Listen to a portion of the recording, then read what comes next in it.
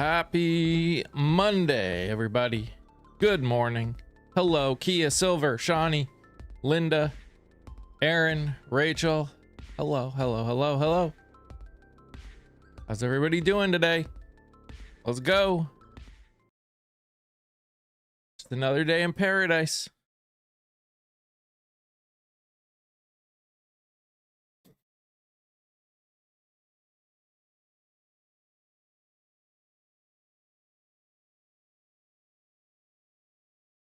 I see this administration lied about what's going on in Iran to get the stocks to go up and oil to go down. I laughed at that. Hey, Patrick.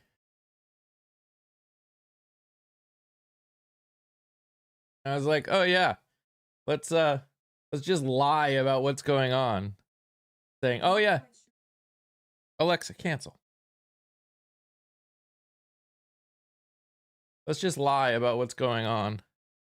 Hey, Maureen.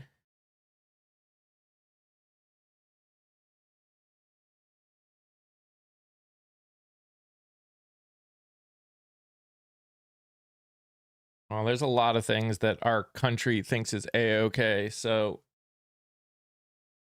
just add it to everything else.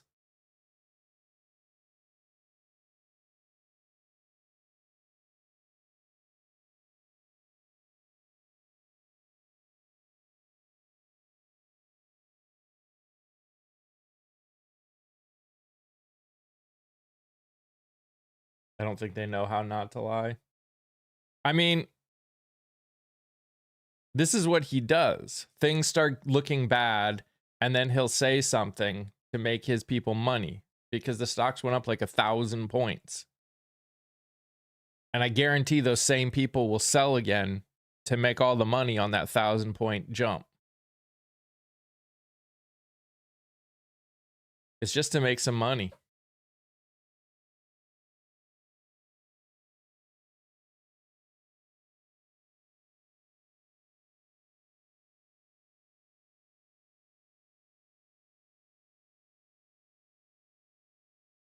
It's all about the money, money, money.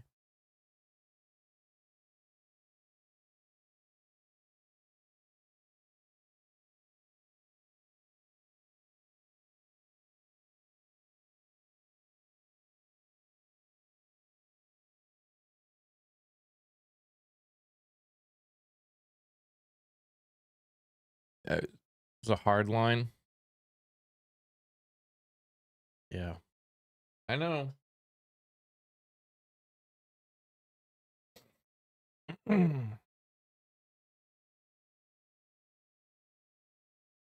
It's frustrating. And yet, not surprising.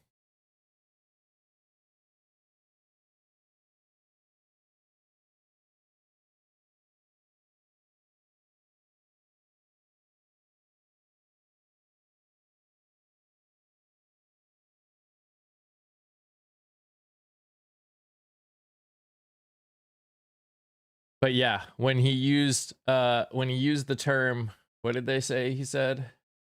Productive.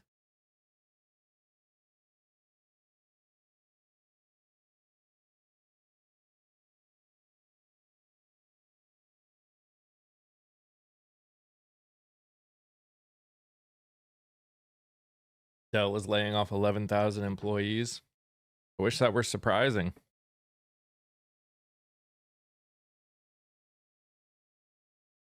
Oh gosh.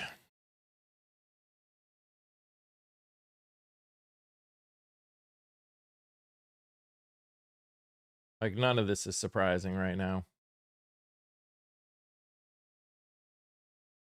Unfortunately.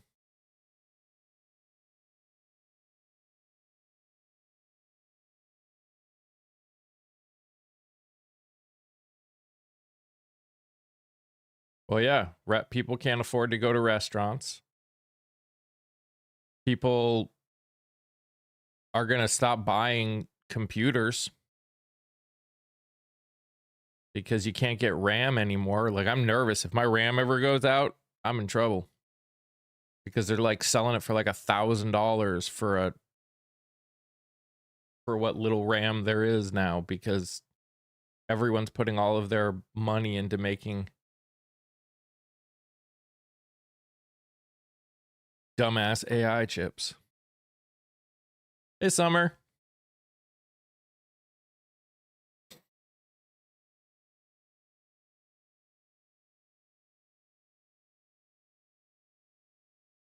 Hey, Ambrosia.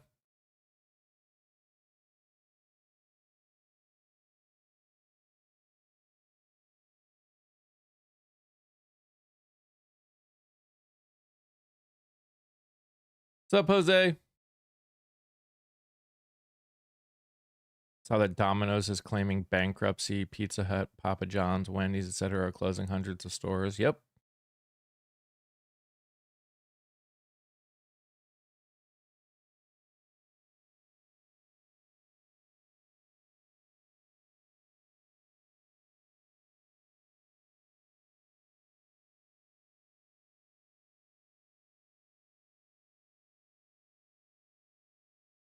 Yes, if you haven't wished Kia a happy birthday, make sure you do that. It was her birthday yesterday.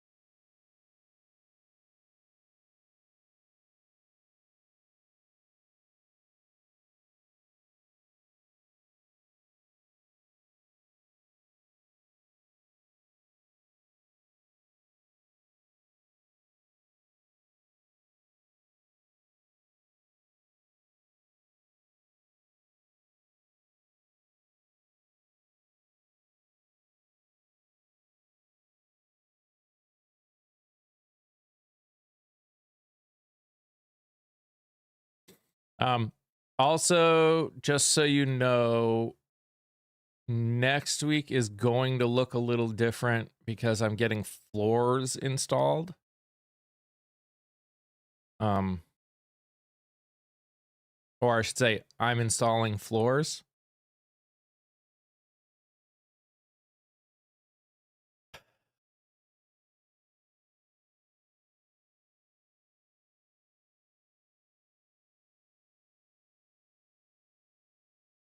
Sure.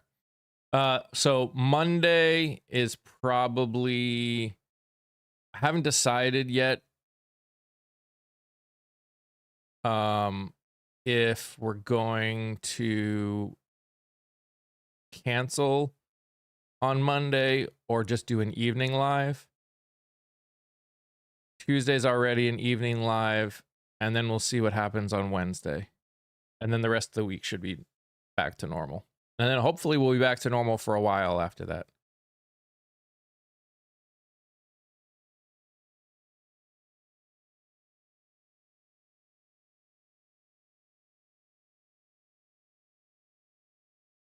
Can we wash Hot Lips Flooring Company? No. No.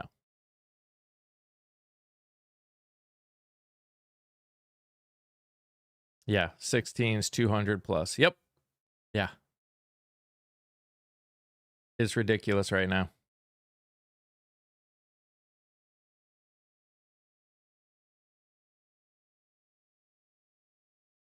Well, and we've got carpet, and it's always been really bad for my family's allergies, and we keep talking about it, and we're just like, things are going to get more expensive, and we have money put aside for doing it, so we're just like, we need to do it before things get even more expensive. It's already the amount of money that we're spending for just changing out the carpet in our living room and our hallway is wild.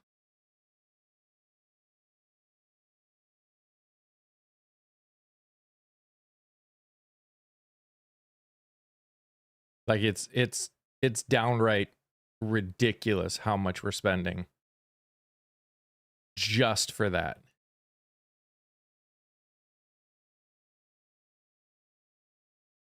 And yeah, Aaron, chip prices are even worse.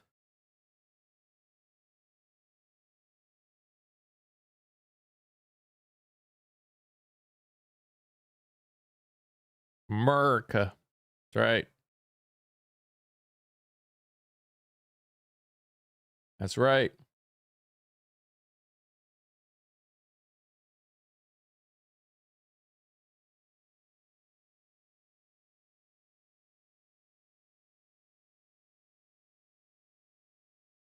$300 square feet with laminate flooring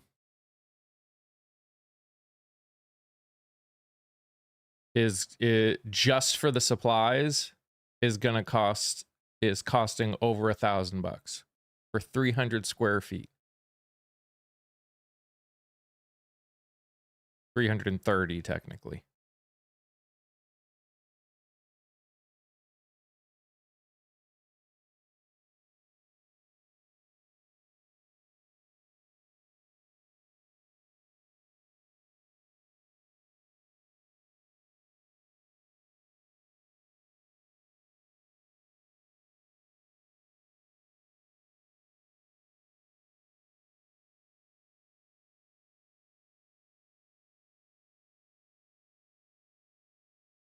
Project Hail Mary is pretty good. Yeah, I'm interested to see it when it finally becomes available for me to see. How about Keg's Breath saying that we should just be grateful for prices being higher in Europe than here?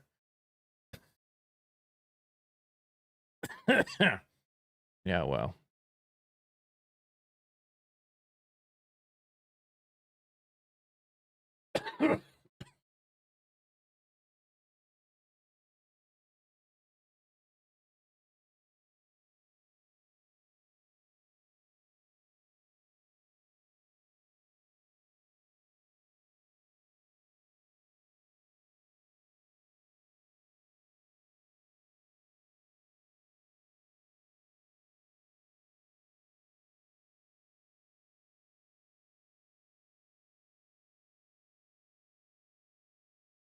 Hey, Laura.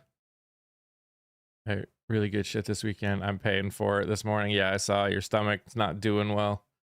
Studio Ghibli does a movie festival every year starting in March. Their films are just the best. Nice. I usually miss them, but I should try. I'm seeing Married to the Mob with Matthew Modine tomorrow out. Oh, nice.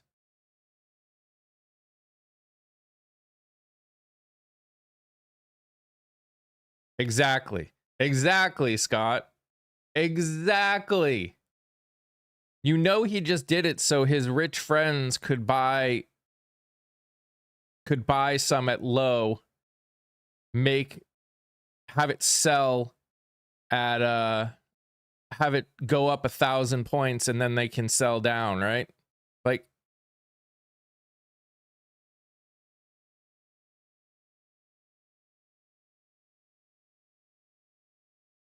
outright market manipulation. Oh yeah. 100%. 100%.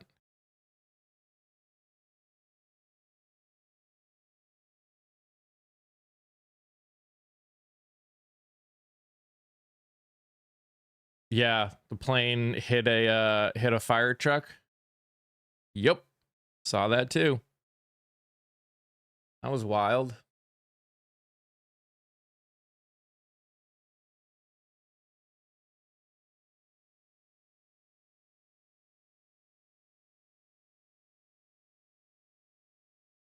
Yeah, it was a fire truck.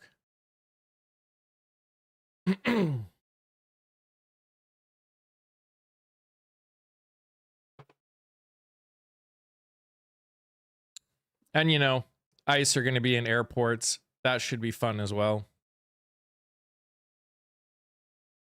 The new Cornyn ad is hilarious.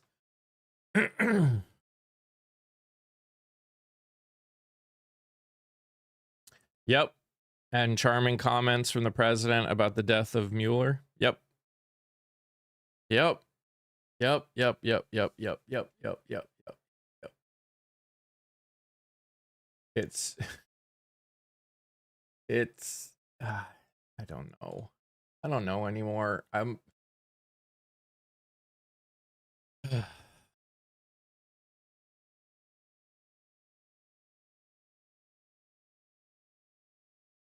Like, it's just.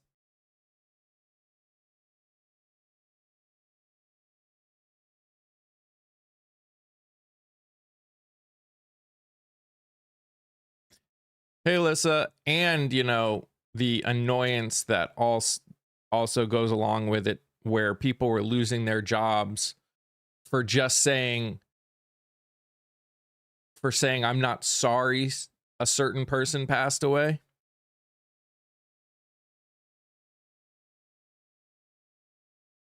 And then the president can say that, like,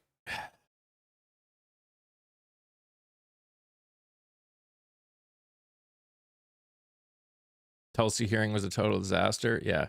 Did you guys? You probably didn't, because I'm pretty sure TikTok is not letting it go very far. But I posted it here on YouTube and over on TikTok. A clip of a woman in, I think it's like Jersey or something, that was like a 3-time Trump voter, that during an interview was like totally basically gave the middle finger to the president. It was great. Between local, national, and global politics, my head is about to swivel all the way off. True. That's true. He has. It was so annoying too, because like over here, when I posted it here, it like got 1,000 views in like 15 minutes, and then it just died. Like nothing since. After an hour.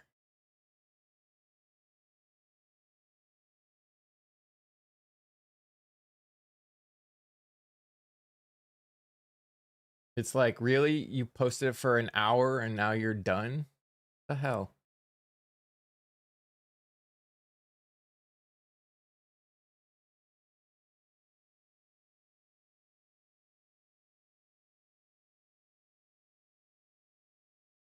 Watch some animal videos and that's about it. True.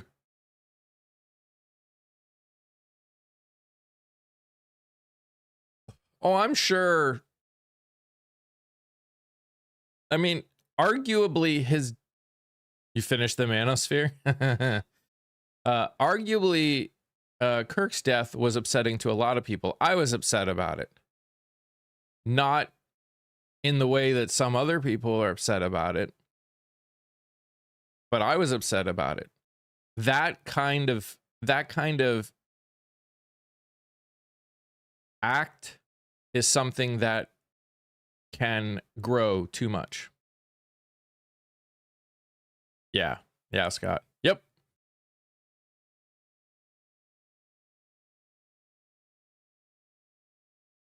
Apparently I'm an idiot. Exactly, Mo.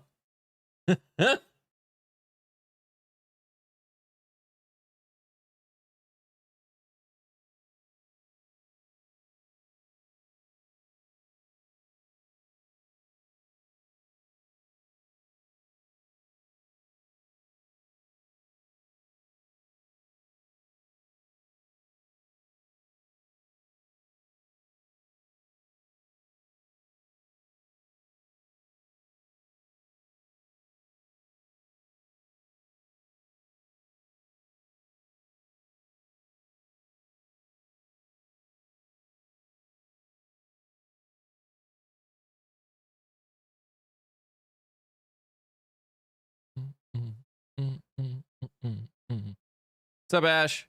Can't hand long. It's a court day, but wanted to stop and show you some love. Hey, Ash. Thank you, my friend.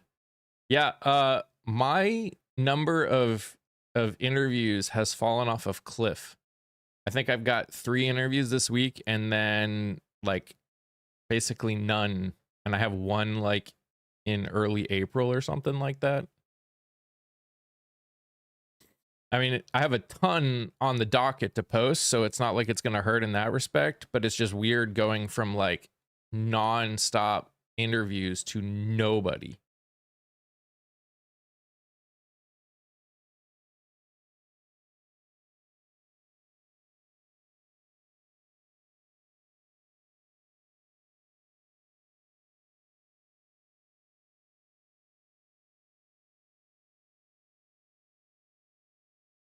As we get closer to August, I promise you Minnesota will help keep you busy. There you go. Sounds good, Summer. I'll take it.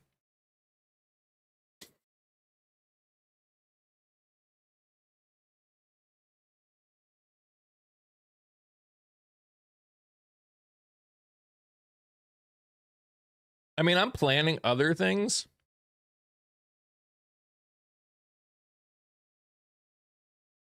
So it's not like I won't be busy. But it's just weird going from nothing.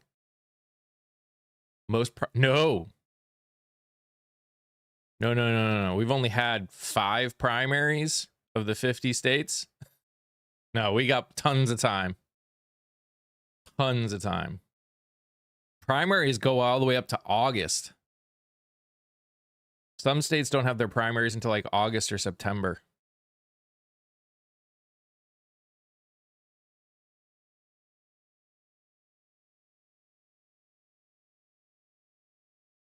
What's up, Jeremiah?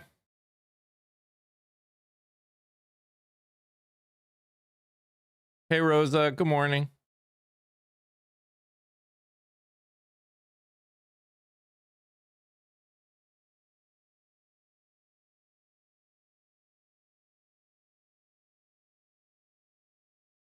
No, Texas runoff isn't until is 8 weeks after. It's a while.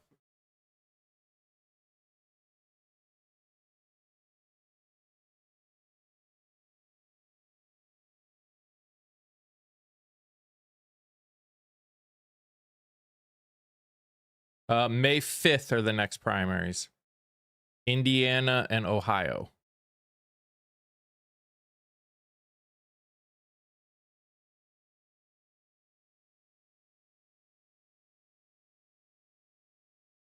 And I only know that because I've been...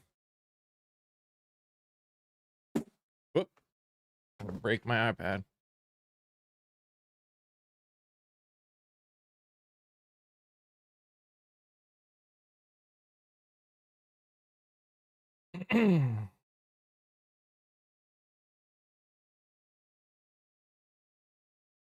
Because these are all the videos that I still have that I haven't posted. And I put their names down, and I'm going to be putting the dates of all their primaries and sorting it so I can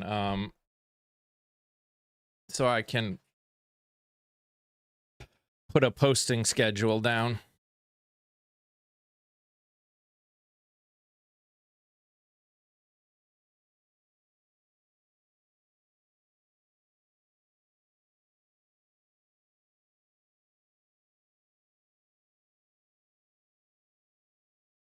Yes, I got a couple. So here's the thing that's happening. So I've gotten people that have filled out the form, but then when I respond to the form and say pick a day and we'll record, I don't hear back from them. That's starting to happen a little bit more. I don't know if my emails are getting put into junk or what, but like we've had a few people cancel and they said they're going to reschedule. And I said, you know, I was like, you know, I've even emailed them back and been like, so do you actually want to be interviewed still? And still no response. So I don't know what's going on. I don't know if my emails are just getting thrown in everyone's junk box or what. But it's yeah.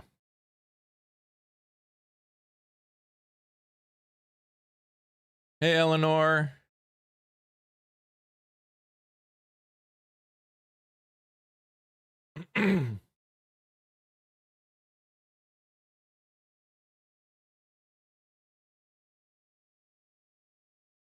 I just don't know what to do about it. Like I can't force them to not get it. I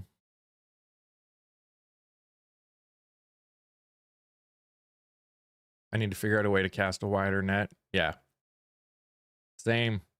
I'm working on a website where people can can basically sign up to be interviewed there, but Yes, it gives me some downtime to edit. So it's not the worst thing in the world. I just feel bad that if there's people that I could help that are having primaries earlier. Like obviously I want to help them win, and if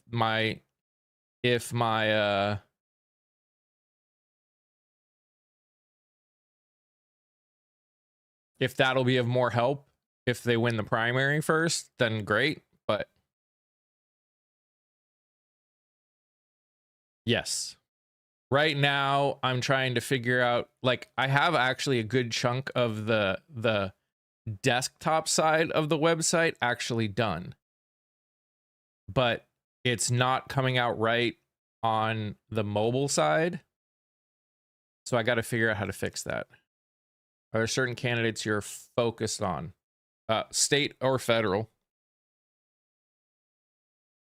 But yeah, I got 3 more people that filled out the Jot form, but we'll see if they respond. And Captain did fill out the form, so I'm looking forward to talking with him.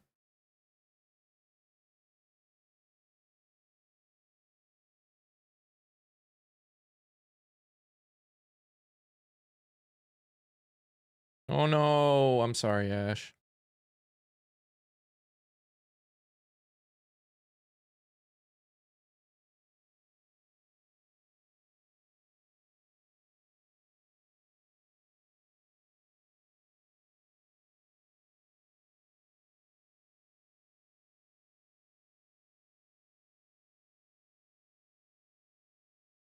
Right. And Rosa, that's because all I do is throw names of people that pop up on my feed. So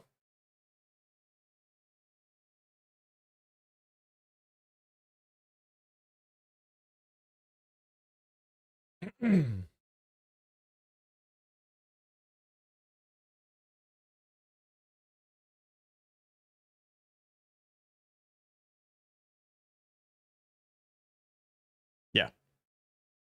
Yep.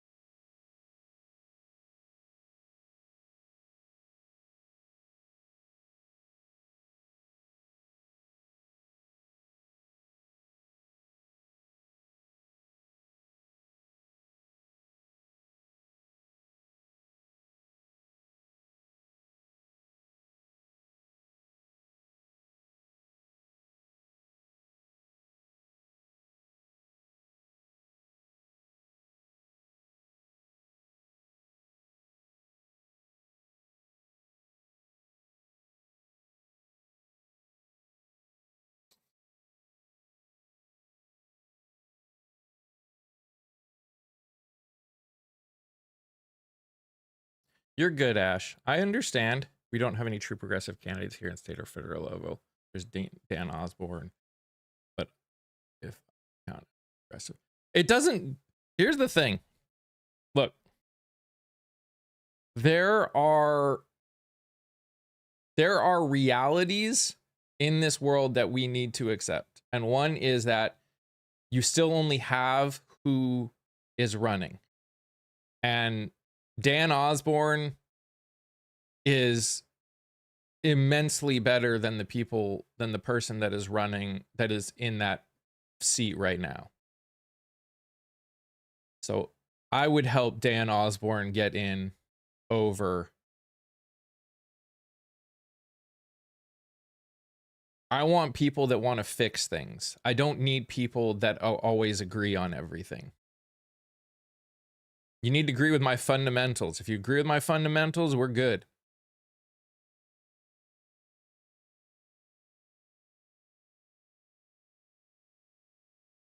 finally able to actually sit up now with my knees so I can get to my computer and be more productive. Well, I'm glad you're feeling better.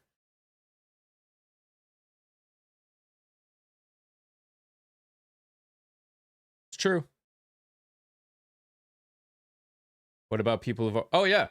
I mean, we're trying to help them win. I've already told I've interviewed some people in Texas that didn't have any primary candidates, and I'm just not posting it yet because we got primary people that need to get out first. But yeah, I've got people that are yeah.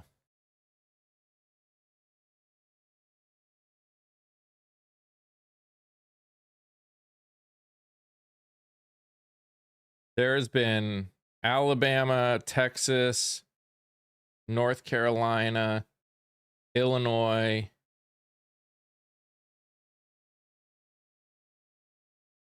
Mississippi?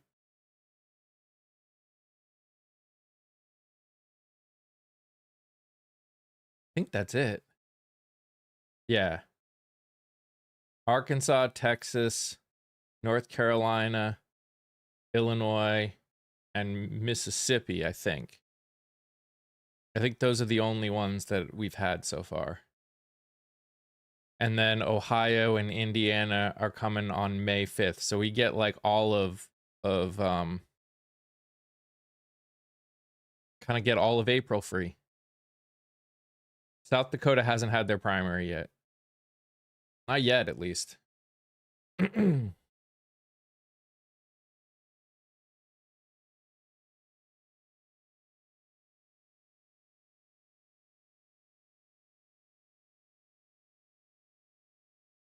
Okay. Let the fun begin.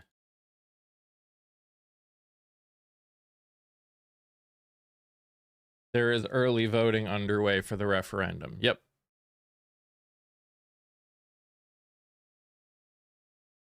Osborne fit to stay well. No far left candidate could ever possibly win there. Yeah.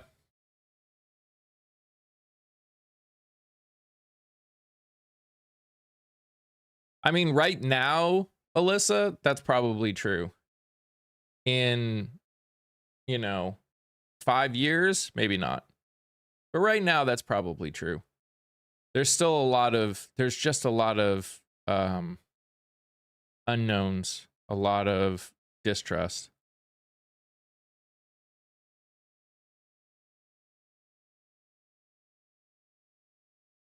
Hi, Kia. Long time no see.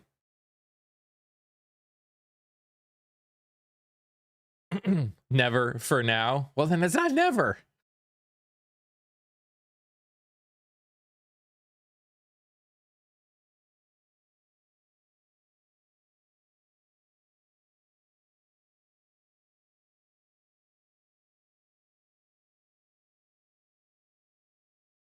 Linda, thank you for that super chat. That's why you said LOL. Fair enough. Fair enough. Thank you, Linda. I appreciate you.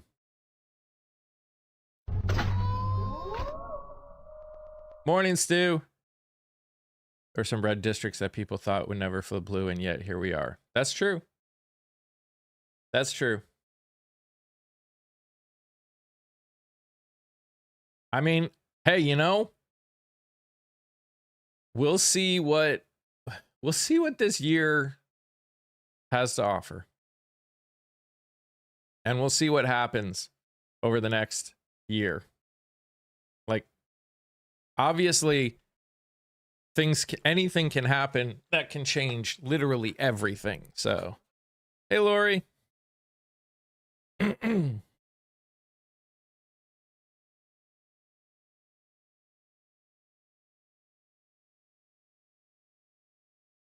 Sorry, it's gonna get warm in my office, so I'm putting my fan on my camera so I make sure I don't lose my shot. Depends how badly, how much worse he fucks up.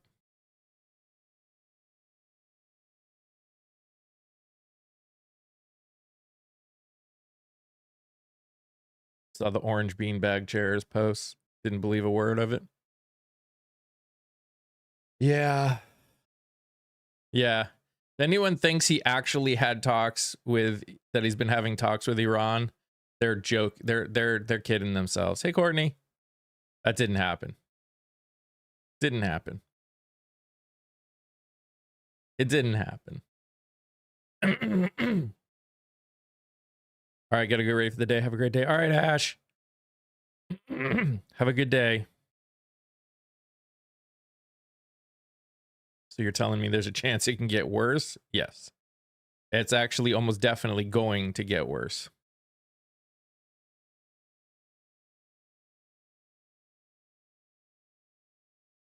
All he's doing it for is to try and get the stock market to go up and oil prices to go down. That is it. That is it.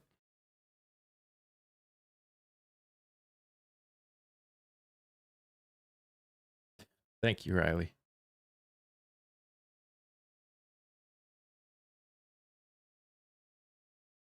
Got to make his kids a lot of money and all his friends. Don't forget his friends, Rosa. Don't forget his rich friends. You can't forget them.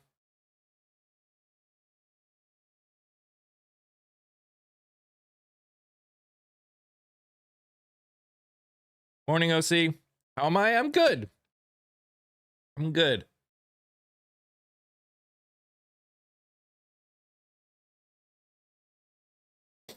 One of the interviews that I was supposed to do that I was looking forward to got canceled for now, which I'm a little sad about. Supposed to talk about Iran, but it is what it is.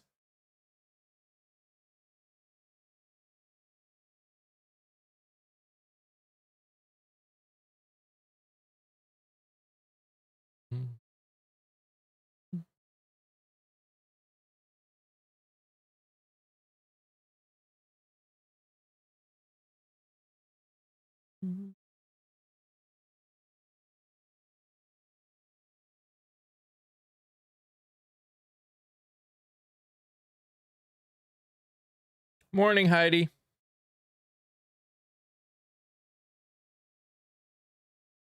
Money out of politics, run on policy and character.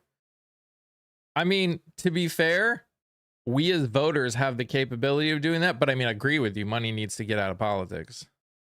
100%. And I think part of the problem right now also, Bella's mom, is 80 million people voted for a guy who literally has no character and had no policy.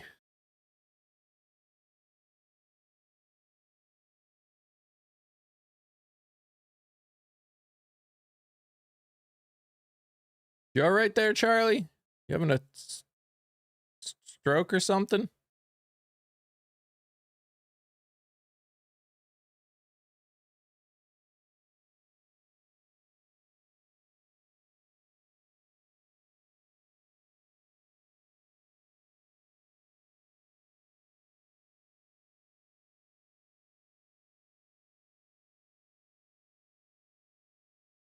Because he needs his rich friends to give him money. Truth. This will go down in history as the most corrupt government in United States history. Probably ever. Heck, it could go down as the most blatantly corrupt one in world history. Aw, Billy. How's that tiny D syndrome working for you?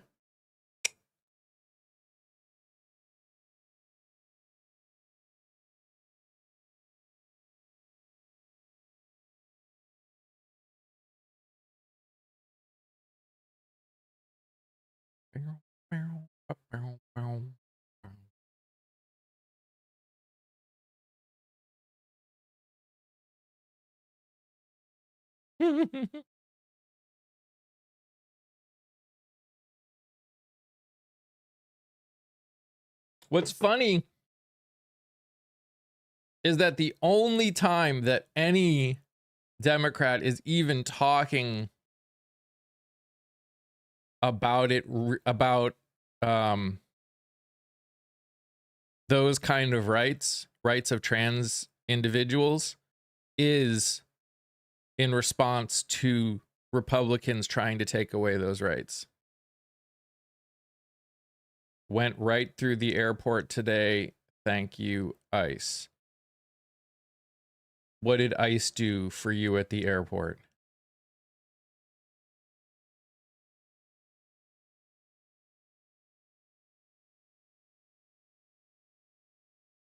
What's up, Ziggy? Yeah, guys, please tap. The more taps we get, the more shares we get, the more join-ins we get, it all helps.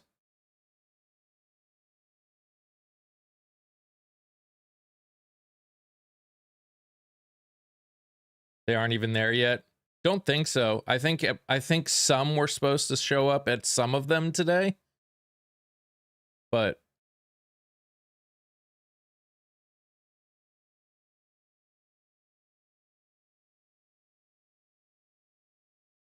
I don't think it's like an everywhere thing. I don't think they have enough agents to be everywhere.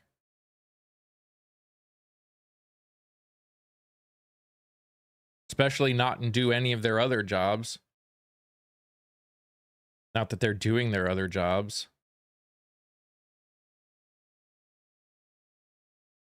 Just like 14, yeah.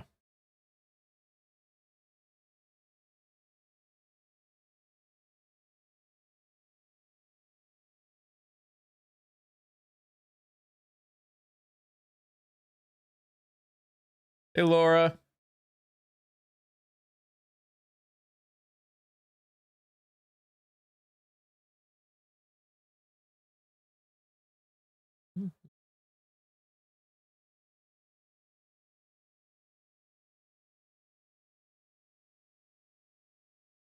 It's actually interesting. I've been, for obvious reasons, I've been seeing a lot more Mr. Global content because he's got a lot of stuff to talk about. And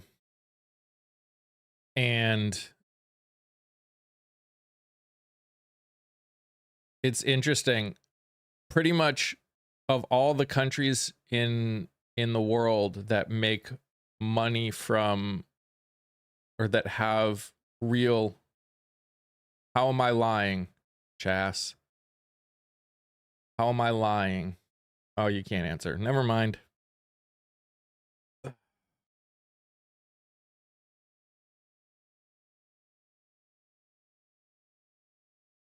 Oh yeah. Iran has already said there's no talks going on.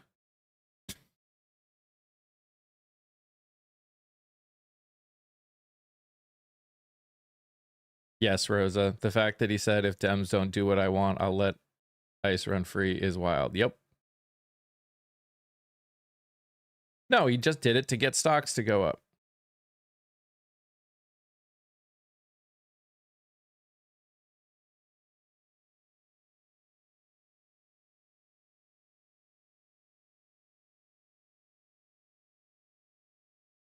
I mean, again, more and more things have happened that have shown that whatever we thought we knew about Iran's capabilities, maybe we don't quite know.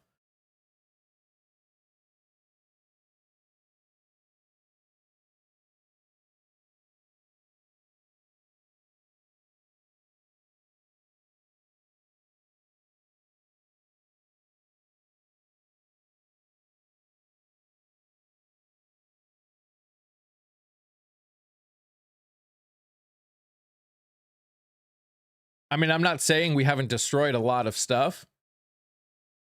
I just wonder if we destroyed A, as much as we said we destroyed, or B, there was more than we thought there was.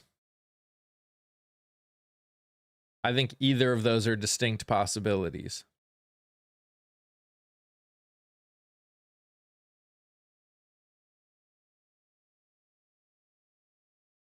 It's probably a little of both. Yep. It's probably a little of both. Hey, Jody. Guys, please keep tapping. The faster we get to 10K, the more this will get pushed out to people. I mean, it's a war crime to target water desalination plants too, and that they did that as well.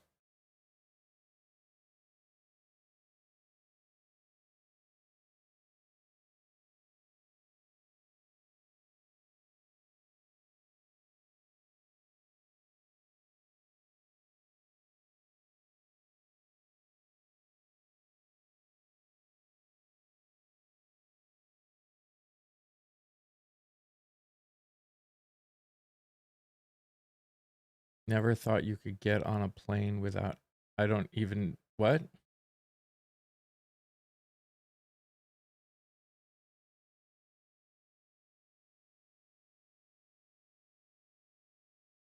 Dallas is reversing their voting policy after the mess it created on primary. How convenient. I know, right? It's okay, Alyssa. It's a war crime to do what they're doing in Cuba too. Yep.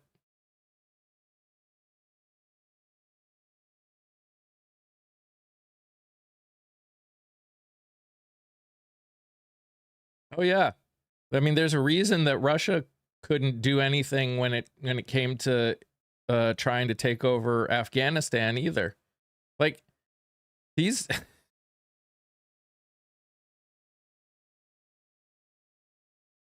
I don't know what they think is going to happen. I don't know what they think they're going to be able to do. But it's not what they think they're going to be able to do. Like it's ridiculous. What's happening in Cuba is rotten. Yup. How many war crimes? More than... Hey, Carla.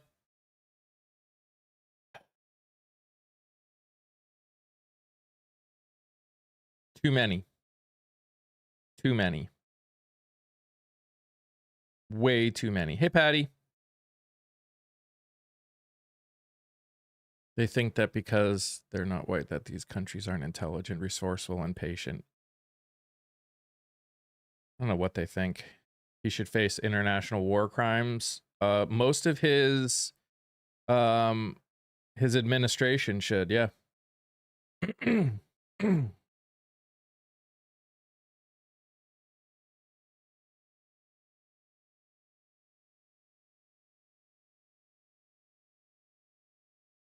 The orange one, Keg's breath.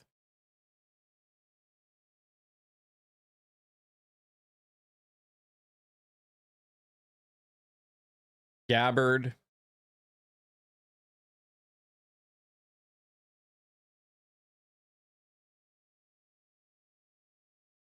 Anyone else wonder if the Cuba thing is... No, I don't think so. I think this administration is just an idiot.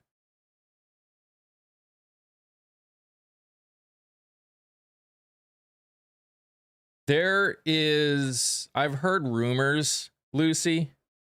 Well, I don't know. We'll see. Sorry,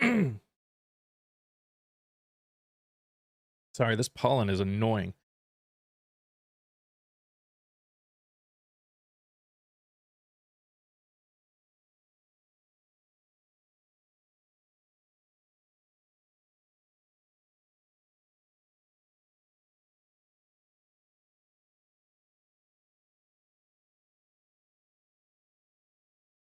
I mean, I hope we see him held accountable. I'm not holding my breath, but I hope.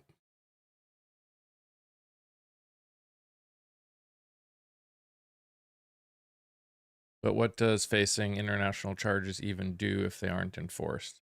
Yes. The fact is, an international criminal court, everyone should just be a part of it. Everyone should be a part of the International Criminal Court.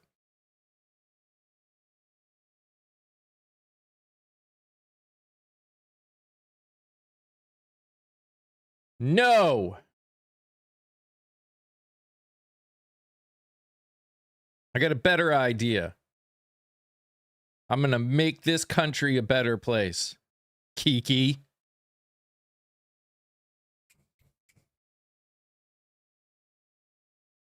How about no?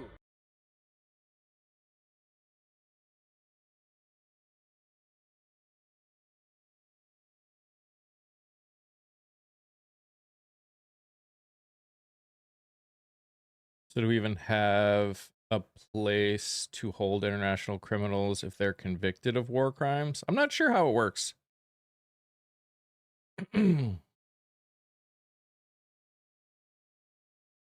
mean, if you saw the video that I posted either here, either on TikTok or the tube, the little short, I actually had 2 people on the tube respond saying that the entire thing was fake, even though it was literally a news interview, like it was on the news. And there are people in the comments saying it's fake. Hey, meme.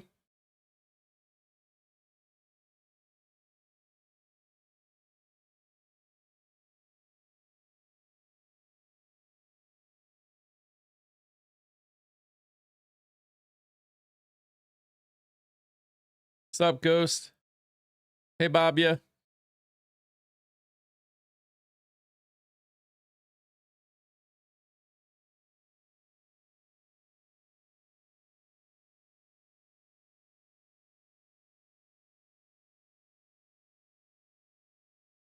Good morning again, Carla.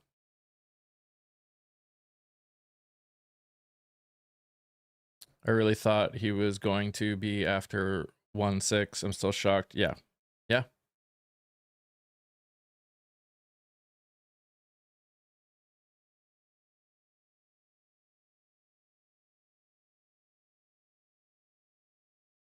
Has anyone actually seen BB? I don't know. I feel like something happened where he supposedly was there, but not talking about the pictures.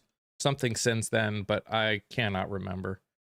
Honestly, I'm not caring about it, if I'm being honest.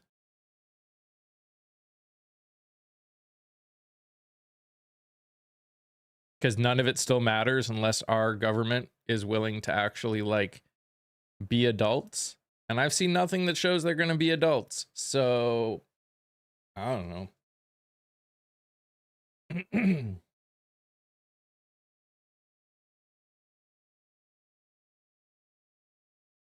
Australia is starting to ration fuel. A lot of countries are starting to ration fuel. The Philippines, I think they said, is going to a 4-day work week to ration fuel.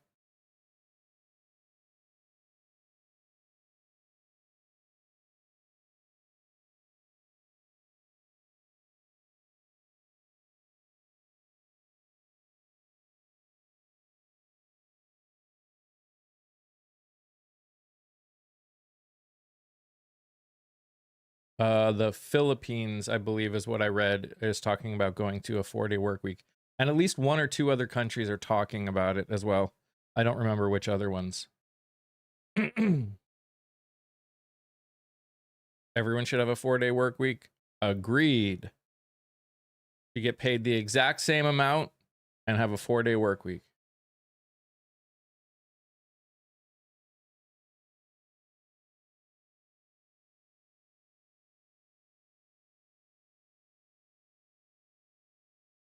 It doesn't matter why they're there. They shouldn't be there. The Senate should fund the TSA.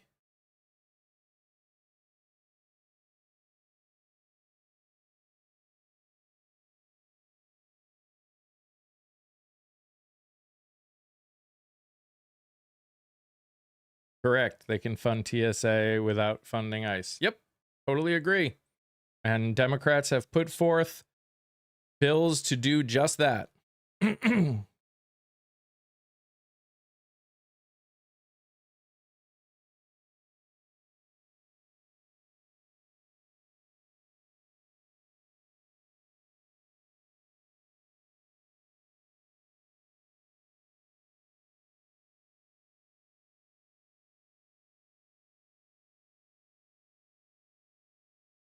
No, it is not TSA's fault this is happening.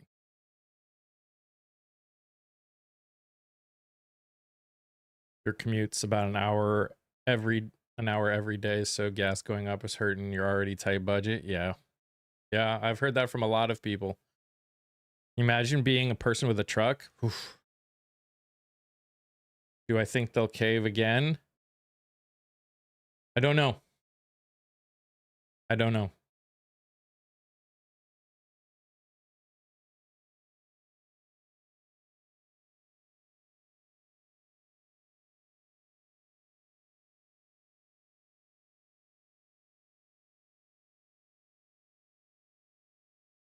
I mean, we already know Fetterman caves because Fetterman doesn't seem to care about anybody or anything. All right, community people can come up.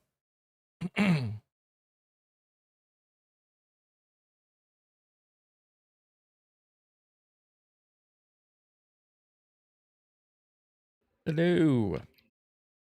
Good morning. Good morning, everybody. So, like, I've listened to before I came in. I was listening to Steve a little bit. And this fella had went up there, and he said where he worked. He used to work in the airport. He said he worked for like 30 years. And he would be the one that basically protected the space going out into the airfield. And he's like, there's a lot of things about it though. He's like they're not going to be able to wear their masks, they're not going to be able to have any weapons, because like within certain areas no one is allowed to have weapons except for certain limited people, and those people have to be stationed and assigned, and there has to be like paperwork showing that they have to be there. He's like, I've told Congress people no. He's like, I've told Secret Service no. He's like, I've told all kinds of people no. So just know it's not like they're going to just get to go there and be like how they're going to be on the streets. The other thing is he's like, they're always there. He was like, it's called, I can't remember what he called it, but there's always people there that kind of do like that kind of work. But he was just saying it's just going to make a mess. He's like, because you don't want them to be on the x-ray machines because they don't know what they're reading. He's like, and then Yep. that can get everything tied up. And he was like, and one of the other things I heard is, remember, if anybody tries to pat you down, it has to be, if you're a woman, it has to be a woman that pats you down. Men are not allowed to pat you down. So just know, if you're traveling, if you're a female or you're a woman, whatever, a man is not allowed to pat you down. Yep. So they're not going to just be able to go in there and run roughshod like they have been in the street. It is just them trying to scare people.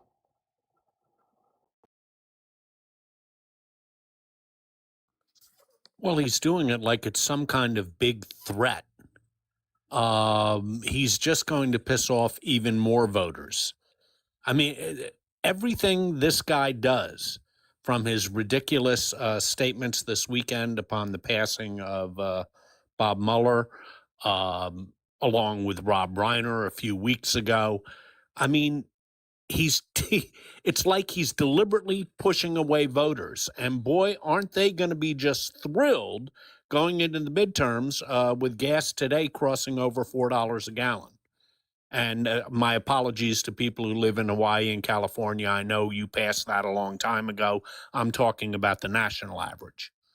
uh, this is insanity. I mean, you know, this is a prime example of why presidents really do need to surround themselves with intelligent people who have the ability and the articulation to tell a president, no, this is a bad idea.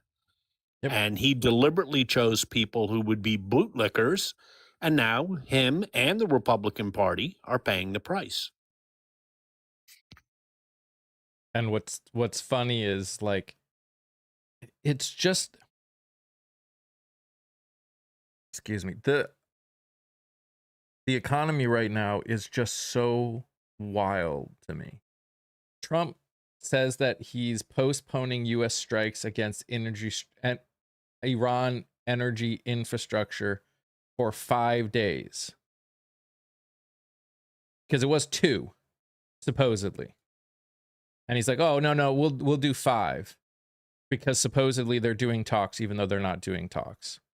And everybody, oil, stock market, it's all like,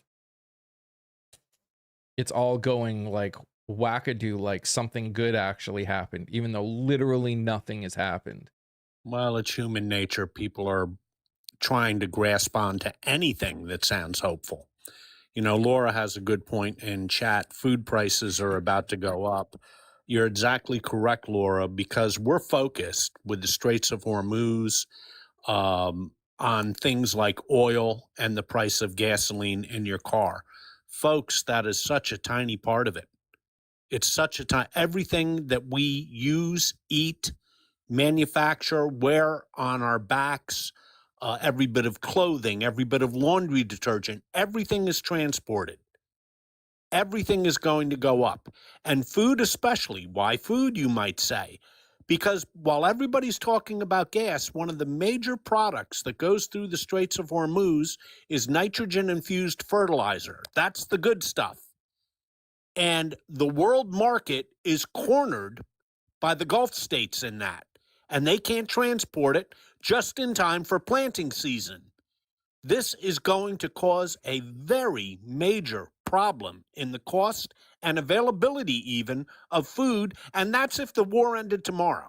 And also, I will point out that even though oil here is maybe selling for around 80 to 90 bucks a barrel, over there it's going for about 150 to 160 bucks a barrel. And that's what the companies that are getting gas to get back over to here when they're delivering things use to ship the stuff. They're not using, like, when they're over there and they're filling up, plant your own garden. There are literally hundreds of millions of people that live in apartments and cannot plant any gardens. I hear what you're saying and I appreciate the idea, but water still costs money, and it's not really cheaper. It's really not, unfortunately. I hear what you're saying and I appreciate the perspective. It's just not a reality. Heck, the houses that people sell here where I live, they don't have any yard, or barely any yard. They couldn't grow anything even if they wanted to. And they have a house. So that's a whole different problem. But yeah, there's just no way. Some stuff we do not make here. Like, it's not even possible. Coffee, expect that to go up a lot. Mike, expect literally everything will go up because everything has to be transported. Yep. Everything. And when you're talking about food, any type of food, it has to be grown, which means fertilizer. There is already a worldwide shortage of fertilizer, and there's a worldwide embargo right now on the good nitrogen-infused fertilizer, which is what farmers prefer to use. So this is a nightmare that goes far beyond what it costs to fill up your tank of gas. But if you look at it politically in the United States, this is hurting his voters. It's hurting all of us equally, but it's hitting his voters worse because in urban America, the price of gas is something that you see on an app. You're not using that much gas when you live in urban America. A lot of people don't even own cars. They use mass transit. However, and even in suburban America, you're not traveling that far. You have shopping malls and places you need to go very close by to your house. It's in ex-urban and rural America where by necessity you have to put in long driving hours. Those are the people who voted for him, and those are the ones who are getting it in the neck right now. No, Dave. The U.S. does not have more than enough fertilizer. We import pretty much all of our fertilizer. And again, Dave, fertilizer is an awful lot like oil. It is a fungible worldwide to the worldwide price, no matter how much we produce here, because it's a worldwide product. It's a fungible commodity. Now, you should understand that. It's the same with the price of gas. We produce an awful lot of oil here. It doesn't matter where it's produced. What matters is how much oil is produced worldwide and what the worldwide price is. That's what matters. You clearly didn't read I beg to differ. The USA has more than enough fertilizer in the current administration and president. The rest of it may have gotten filtered, and don't use caps, period. But I'm betting you if there was more after the president, it got filtered. There Not is no true. I fertilize my fields. You know, most of the world, especially most of this country, uh, the food that is produced for this country could not be fertilized by the fertilizer your cattle produces. Oh, for God's sakes, you do realize that 80% of all nitrogen infused fertilizer comes from the Middle East. You do know that. If you're allegedly a farmer, you do know that, don't you? I'm Or a are you farmer and a just rancher, deliberately city slicker. Jeez. or are you deliberately just misinforming? Because it's one or the other. And you don't have free speech on my channel. Why do you guys don't understand free speech? But this app filters a lot of people's stuff. I don't. This app does. So grow up. Carla's going to get a cow. Problem solved. Very good, Carla. and You're like I going to get, will your condo association allow you to keep a cow in your living room? like I tried to engage with him in the chat. Most people do not own fertilizer producing animals in this country. Most people do not. That's just such an asinine statement. Yeah, it works. It's good for me. Well, if it's good for me, then everyone should be able to do it. Well, no. It's not how it works. Moreover, large farming does not use a bunch of animals to fertilize their fields. Okay? That's just not how it works. They purchase fertilizer. Yep. Well, I could tell you when you ride past that hog farm that's not too far away from my house in the middle of the summer and you catch it at the right time when they're spraying the brown stinky fertilizer water out of their yeah, it smells like a whole lot of shit, honestly. Well, that's sort of what it is. I know, it's just horrible. It's just but I don't think people realize, like, when you start, that's what happens, like you said, when you have a whole bunch of incompetent fucking people trying to do stuff and they have no idea. They don't get the intersectionality of it. That's why when people say racism is expensive, it really is, because it really truly affects everybody. Trying to go after the people who are at the bottom literally shits on everybody all the way down. And they don't get that. And they just don't understand that. Giuseppe, sure. If we had more electric cars, there may be less people that would need to worry about it, but that wouldn't help for most trucks because a lot of trucks travel way farther than electric could handle in the United States. And even more than that, there's never going to be an electric tanker. And it's called money that you smell. Yeah. You're never going to get an electric tanker, and the amount of diesel that they use to travel from wherever they're going in the Middle East to the United States is the reason prices are going to go up.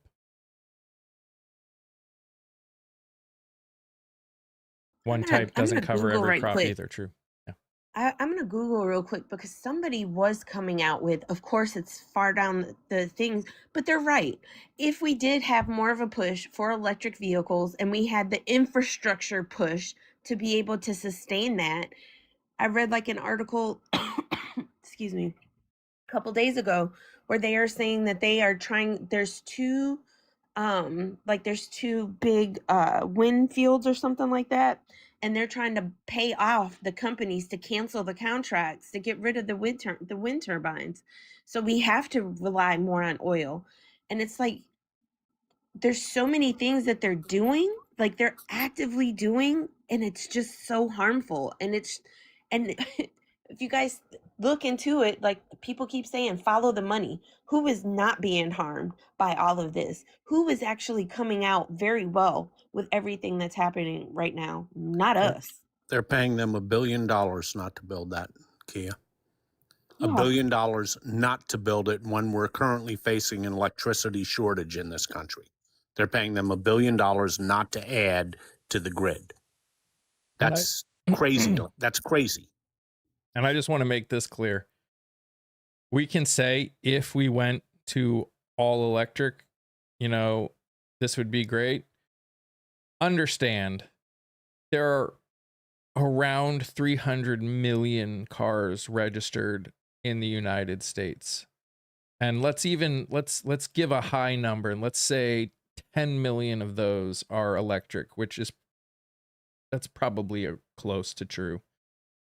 You are not going to replace 290 million registered cars anytime soon. It's going to take a long time. So we not only do we not have the infrastructure to charge that many cars right now, but we cannot support, we have to make enough, to sell enough, to support enough at the prices that they're at. People can't afford to get a gas car, let alone an electric car right now. So I think that's one of our fundamental flaws in our society right now as well. Long-term effects and long-term goals. So, that's one of the things that, like, I know every other country has their problems. I'm just bringing up China because they're really good about long-term goals and being patient, but setting long-term goals for future generations as well. And I think for America, we're really starting to see detrimental effects from decades ago of people not being patient, wanting everything, corporations wanting everything now, and not thinking about what the long-term effects are going to be. Because we have to diversify and we have to move forward. Mm-hmm. But that's going to take decades of work and growth and meeting goals. And when every 4 years we're going backwards and saying, well, we don't want to reach those goals anymore, it's really coming out and showing how far hindering that we are as a country. I mean, forget just even more. Someone was talking about it before, just the infrastructure side of it. Forget just the actual power grid. You would need to have double the capacity for charging stations than you would for gas, because gas you can fill up in 30 seconds. You usually have to sit for at least 15 minutes on those fast charging ones to get even close to a full charge, sometimes longer, depending on what kind of car you got and what kind of charging station it is. Like, there is just so much to it that is, and so the country wouldn't be able to handle it. No one in the country, because you can't afford to get stuck. And until they can fix that kind of a problem of limits to distance and amount of places that you can recharge, you're just never going to see it. And do we need to do it? Yes, we do. But no one is doing it is the problem. And we were putting money towards it. Well, this administration just destroyed that. Books, you're 100% correct. It's counterproductive what we're doing, because we are in an energy crisis now, and we're going to go through more energy crises in the future. We do need to diversify, but there's a secondary reason that we need to diversify. Look, electric vehicles are coming, whether the United States likes it or not, whether it's our national policy or not. The world is shifting, and we are ceding the market to the Chinese. They will dominate they're already dominating it, but they will further dominate the electric vehicle market in the future, and this will lead to the destruction of American automobile manufacturing. We are sowing the seeds of our own destruction with this foolhardy policy. The automobile companies themselves wanted to move to an electric future. This was their choice, and we are making it impossible for them to compete on a worldwide scale. And the Chinese will dominate that entire worldwide market, including in the future the United States, because our automobile manufacturing, which is going to wed itself to a 20th century technology in the 21st century, is not going to succeed. So I looked it up because I was curious, because I definitely think um I think this is an issue. I'm having so many mixed, like my brain is going haywire right now. But I looked it up. So it took China approximately 13 to 15 years to build the foundational infrastructure for where they're at, right? So it took them 13 years when they got the first million EV chargers. Then in 5 years, they got to 10 million. And then a year and a half after that, 20 million. So it's really not as long. I mean, that's a little bit over a decade. The problem is getting it started, because we cannot wait until it's any worse than it is. And that's why it really does suck that we have this person that's making all these choices. Like, why are you getting rid of the solar? Why are you getting rid of the wind? Like, there's a field down the street from the middle school where I am, and it's full of solar panels. And it's like it's perfect. I don't understand. And we can't just say because somebody doesn't, we still have to keep talking about it. The problem where we're going to really get fucked up is if we wait just because the president doesn't like to do it and we just kind of give up on it and move to something else. It's just going to be dominoes after dominoes after dominoes. The bottom line is we are facing a shortage of electricity in this country, and it's not really an issue of whether the electricity should be provided by natural gas or oil or solar or wind. It's really all of the above. Every megawatt we can add to the national power grid is a good megawatt. We are not in a position to be turning down the creation of electricity, and to be paying $1 billion to a company that's almost ready to go online, not to go online, is the height of absurdity. And it's so short-sighted. I don't understand. Look, I'm not railing against fossil fuels. They will go when the market tells them to go. They will go someday. Right now, we need all hands on deck to produce the amount of energy that we need. Therefore, it is foolhardy to have some sort of bizarre prejudice against wind and solar power. We need all power, including nuclear power. We need every bit of power that we can get, including fossil fuels. I'm not saying that we should end fossil fuels tomorrow, because we can't. The technology isn't there yet. Nope. We need all of it. We shouldn't be prejudiced against any one kind of electric generation. And as somebody who is from West Virginia and a long history of family in the coal mines, none of this is taking away from jobs. A lot of people and a lot of politicians love to talk about how it's taking away from jobs. Well, West Virginia, just in the past couple months, have closed over a dozen coal mines in the state.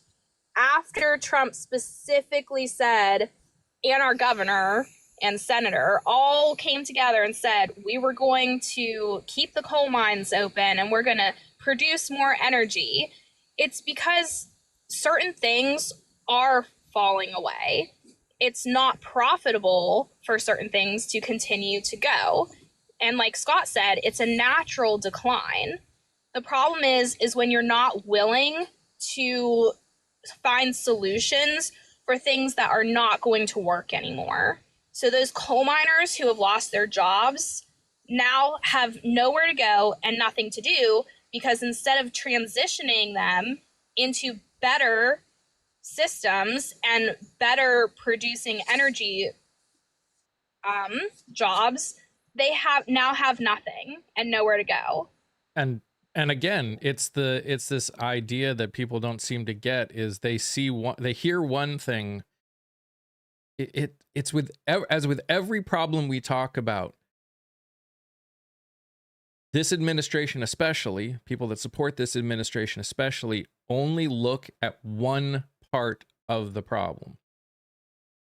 Do I understand the desire to keep any plants open when we're at an energy shortage? Absolutely. But there's a reason coal mines are closing. It's dangerous. I can't imagine the insurance that they have to put out to run a coal mine anymore with the costs of these days. Nobody wants to go into that job. It's a dying job to begin with. Like, there's just so much to it. It's not like just the coal just magically shows up and so a coal mine can run. The main reason is the utility companies don't want the energy produced the coal power. It's too expensive. Right. They don't want it. That's So the- that is natural selection. Look, I'm sure there were a great many buggy whip makers and guys who were just fantastic at creating saddles for horses. But along came Henry Ford and the automobile, and they were out of a job. Mhm. So you can't artificially prop up an industry that is, in effect, not profitable because it costs too much to do that industry and because the world moves on. That's a natural selection. There's nothing wrong with that. But we are handicapping energy that is going to be needed in the future, which is like solar and like wind power. That's energy that's going to be needed. It's needed right now, but it's desperately going to be needed in the future. And we are handicapping our own competitive advantage in this because long after Donald Trump leaves this White House, we're going to go back to wind. We're going to go back to solar because we have to. And we will have lost a number of years of competitive advantage as the Chinese dominate the battery market, they dominate the solar power market, and we're just giving up competitive advantages in 21st century technologies for no reason at all. Yep. But, 200 billion for Iran. We can do that. And I'll also say, like, speaking of Iran, one of the things I've been listening to a lot of like panels and a lot of people who are from Iran, have family in Iran, different things. Some of the things, just kind of like with Venezuela, the propaganda that's being put out, like they were showing all these videos of all these people cheering and stuff, but they're not telling you that they're people that like live here in the United States in different areas and that have issues, but what it's actually doing to the people who live there, how it's making them feel, how angry they're getting against us. But the thing is like when people keep saying that they think that Iran is just a distraction from JE, y'all, you're not thinking big enough. It's way more than that. Look what's happening in Cuba. Look what's happening in Venezuela. Look what these other countries like the UAE, look at what's happening in not just in Gaza, but in Sudan and in Congo. Look what's happening, y'all. It's a whole lot bigger in a way. It's about almost like another wave of colonization. Look what they're wanting to do. They're wanting to tear down these like. I'm on TikTok. Make these places no longer exist, so then them and their buddies can go in and they can get all these contracts and start throwing all this money and stuff. It is way bigger than JE. Like there is, I want people. They're like out here G-siding folks. It is way fucking bigger than just than JE, okay? Like I need you guys to understand that. Like it's way more than just JE because you've got folks that are literally saying that they're okay with the fact that their kids are being unalived in all these different places and stuff like that. It's y'all better start paying attention to what's really happening. I'm telling you guys, like you gotta get off of it just being JE. Is that part of it? I think it could definitely be part of it because now it's not being talked about as much. But is that the only thing? Absolutely not. We are tearing down a world order that has existed since 1945 with no discernible replacement for it. That is going to lead to chaos. And here's the best part. It was a world order created by the United States to benefit the United States, and we have benefited from it greatly. The rules-based international order has made us the wealthiest, most powerful country on earth. And we are throwing it all away for what exactly? And replacing it with what exactly? We go into Venezuela, decapitate one leader of a regime, keep his thugocracy in place, and Trump said we're going to get all this oil. Well, where is it? We haven't gotten a drop of it.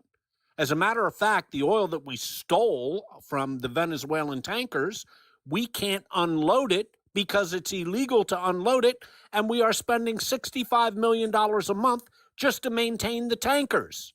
So we're losing money on the deal. There has been no benefit whatsoever from what we've done to Venezuela. Cuba? Okay, point out what the advantage is there. We're starving the people. Okay, point out what the advantage is to the United States. Leave the morality out of it just for a second, even though we should never leave the morality out of it. But leave it out just for a second. Where's the discernible benefit to the United States? There is none. There is none. A dictator was removed. No. Arguably the dictator was replaced with his with his vice president, who is arguably worse than the original. Democracy is good. No, you didn't get democracy. You know, going in and just taking someone else's world leader isn't democracy either, by the way. Regardless of whether you agree with how things are going in Venezuela, whether you or not you agree, which I agree, they had an election. He did a bunch of horrible things to hold on to power. But us going in and just taking someone and not doing anything else isn't democracy, isn't anything. They have the exact same government. They have the exact same people in charge. Nothing has changed over there, except the man at the top has been replaced by someone who is arguably worse. Which is the exact same thing that has happened in Iran, by the way. And historically, almost every single intervention that the United States has done in the last, 60 years? If I would like to know what country has done better after American intervention, because, and this is why we focus so much on asking this administration, what is the goal? When we are doing something in the scientific community, we have to have a goal, a reason why we're doing something, and a reason to, where is the end point? And every single thing that we have seen from this administration, we have not seen a goal. And it's hilarious that this administration wants to claim to be the most transparent administration ever. I mean, it's absolutely laughable because we keep asking this. Even parts of MAGA are asking for what this goal is, and they are unable to answer it. They're unable to answer it because they don't have a goal. There is no plan B. Rebecca in chat says if the U.S. wanted to restore democracy in Venezuela, they would have installed the woman who ran against Maduro. Exactly correct, Rebecca. Exactly correct.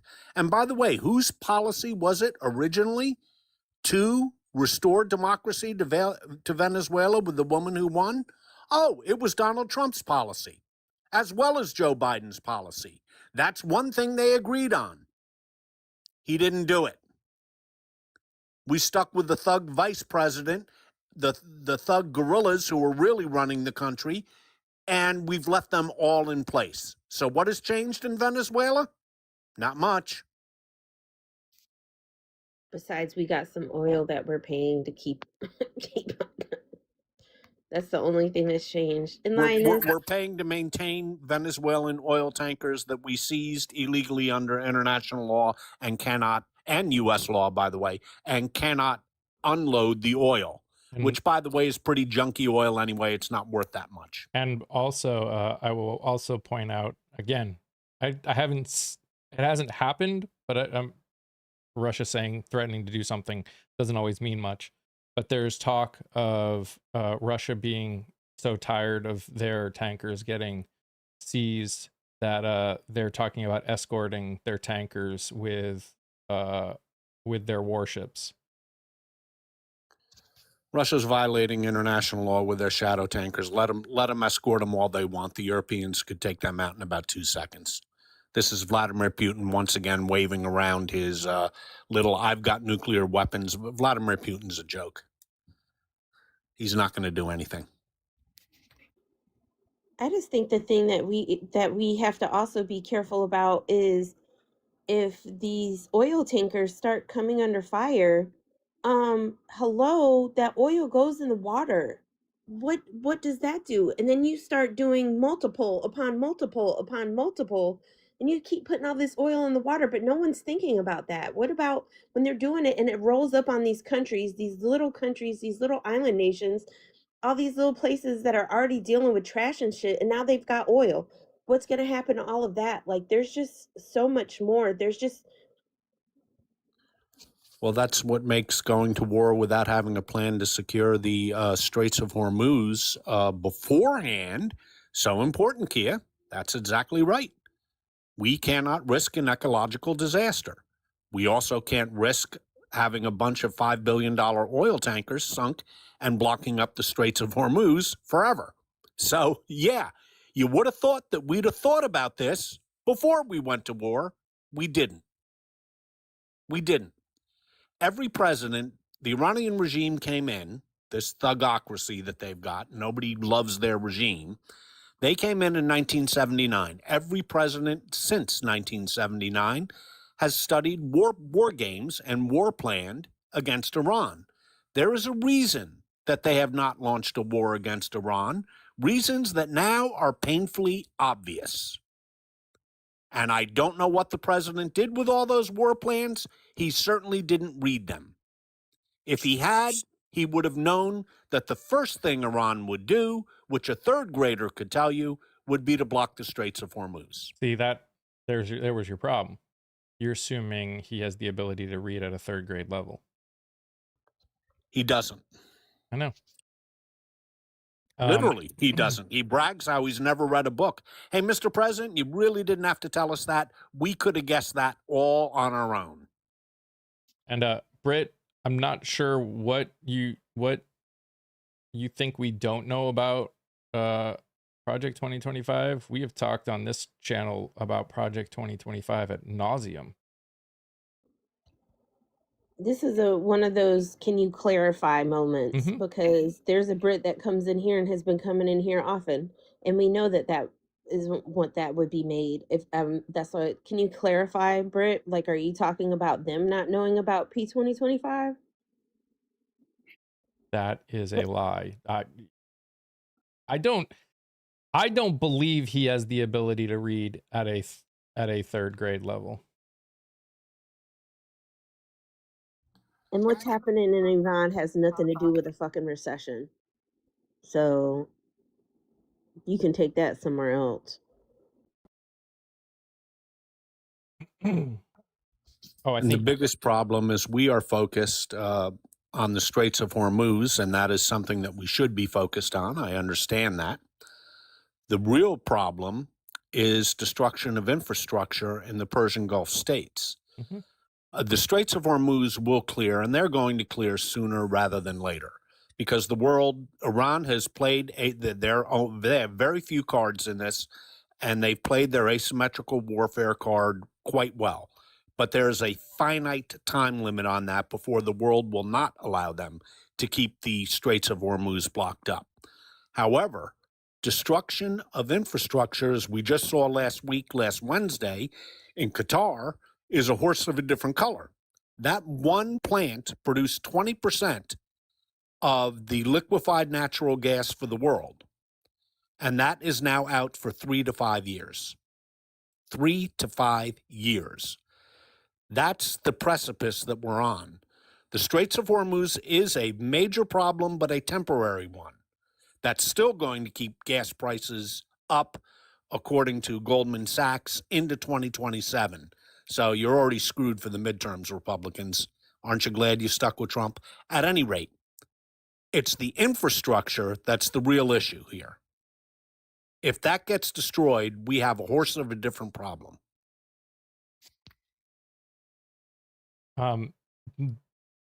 Yeah.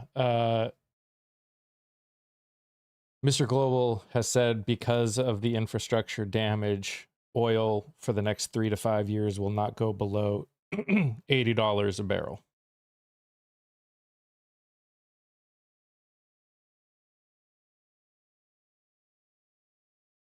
So, not to mention all of the stuff.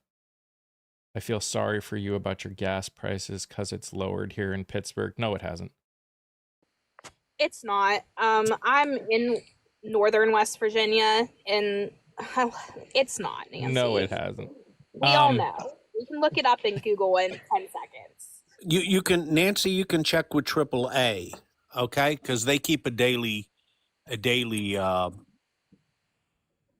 thing on the price of gas. It has not lowered. And it's either you're blatantly lying because you're a bot or something, or you just don't live in reality. And that's where we keep coming up with this problem with MAGA, is that either one, there's some sort of bot that is lying about who they are, or I don't even know, or two, they just don't live in reality. And that's why it's so difficult to have a conversation. Oh, I've already got the data. You were talking. The price of gas today in Pennsylvania is averaging $3.94 a gallon. $3.94.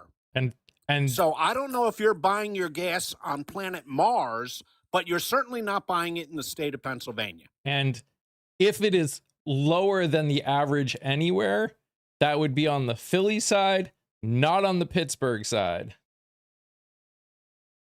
I was just gonna say that.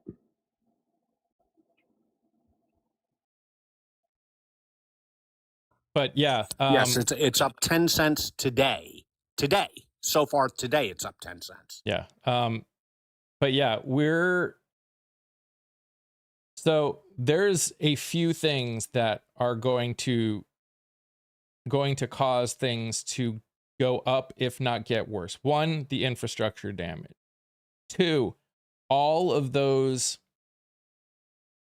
So let's assume it just stops today. Like everyone, somehow peace is made.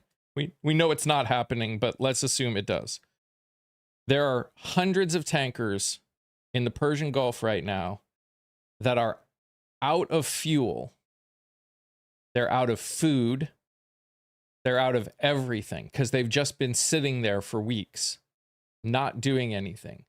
So even before that, all that can get moving, all of those tankers would need to go back and refill from whatever stations are still available to them to fill up before it would take them the weeks it would take. Because it's a long haul to get to the United States with anything from the Persian Gulf. So we're looking at weeks, because it took what for the expeditionary group from Japan, it took 10 days to get from Japan to the Persian Gulf. That's just 10 days for that. And this is a tanker, which goes probably slower. And we're not even close to things going back. And that's assuming it ended today and didn't get any worse, which it's going to. It's Again, going to. Assuming it ended today. which it's not going to, but assuming it ended today, since we'll go with your assumption, Mike, you have not only the problem of the 130 tankers that are basically dead in the water in the Straits of Hormuz, you would have to get them through. Also, the Persian Gulf oil producers, led by Saudi Arabia, have long since filled up their holding tanks, which means they've had to shut down production lines because they have no place to put the oil. It takes at least 6 weeks to 2 months to turn those back on and get them running up again at full bore. So that is why Goldman Sachs said even a best case scenario with no infrastructure damage, no mines in the Persian Gulf, Iran or the Houthis, which is what we really will have to worry about after this war ends because nobody can control them, or the Houthis taking pot shots at shipping in the Persian Gulf and in the Straits of Hormuz, even assuming a best case scenario on all of that, oil prices will remain quite elevated through 2027. And more importantly, because of the permanent damage done to the LNG production facilities in Qatar, we are going to be paying a lot more for a number of years for natural gas and all that produces. Nancy, Paige just proved our point, not your point, which makes me think that you're a bot, or you're just not reading. I don't know which. But Paige proved our point that it has gone up over $1 in a month. It has not gone down in Pittsburgh. It has gone up. Yeah, Nancy, I just gave you the price of gallon in the state of Pennsylvania, according to AAA for today, which is about $1.40 a gallon more than you were paying a month ago. So could you please tell me how your gas station is selling prices as low as it was a month ago? Could you explain that, please? And Carrie, what do we say when people say the United States will just start fracking? We're already fracking. We're already producing more LNG than we have ever produced in our entire life. We cannot frack that much more than we have. The problem is when there is less supply, because we ship out LNG. And this is the other thing we don't realize. So why do places like Saudi Arabia and other Middle East countries seem to have better pricing, a lot of things that come from their oil? Well, those are all state-owned oil companies. So all the money that comes in from the sale of oil goes to them. That's not the way it is in the United States. A company that is a private company owns all of the fracking, owns all of the sales. The United States gets very little, if any of it, because of the amount of other things that this country decides to give all of those people. And so they will be sending out more LNG to those countries that need LNG to try and make up the extra, the loss of supply from the Middle East, which means there will be a lower supply, but a same amount of demand. Again, LNG is exactly like oil. It is a worldwide fungible product. The only issue that matters, the price is set worldwide. The price is set by the amount that is produced versus the amount that is used. If the amount that is produced is less than the amount that is used, the price goes up regardless of where the LNG or oil are produced. Yeah. And we also have a bottleneck. A lot of people don't realize this, but it's not just we drill or we frack and then gas comes up and it goes straight into our grid.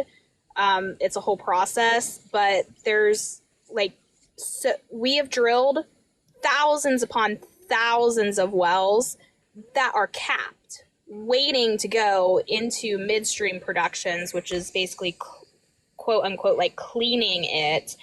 But we only have so many plants. We only have a handful in the whole country that can handle it. And we're not bringing on anymore. It takes over a decade to bring even one on.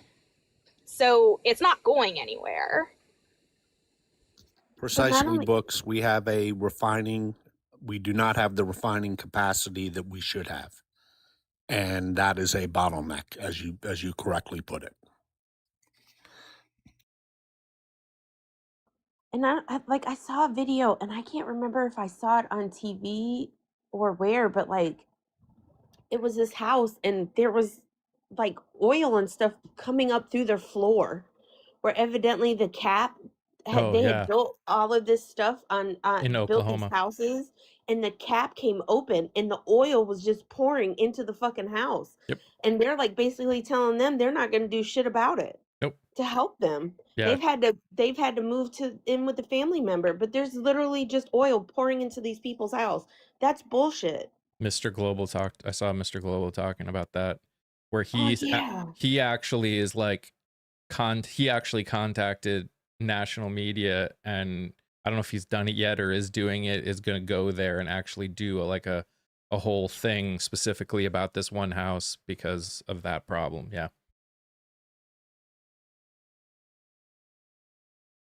And I saw a video he did today that said, especially when it comes to mainstream media, anything that you hear them say about oil and gas and prices and things like that is a straight up lie.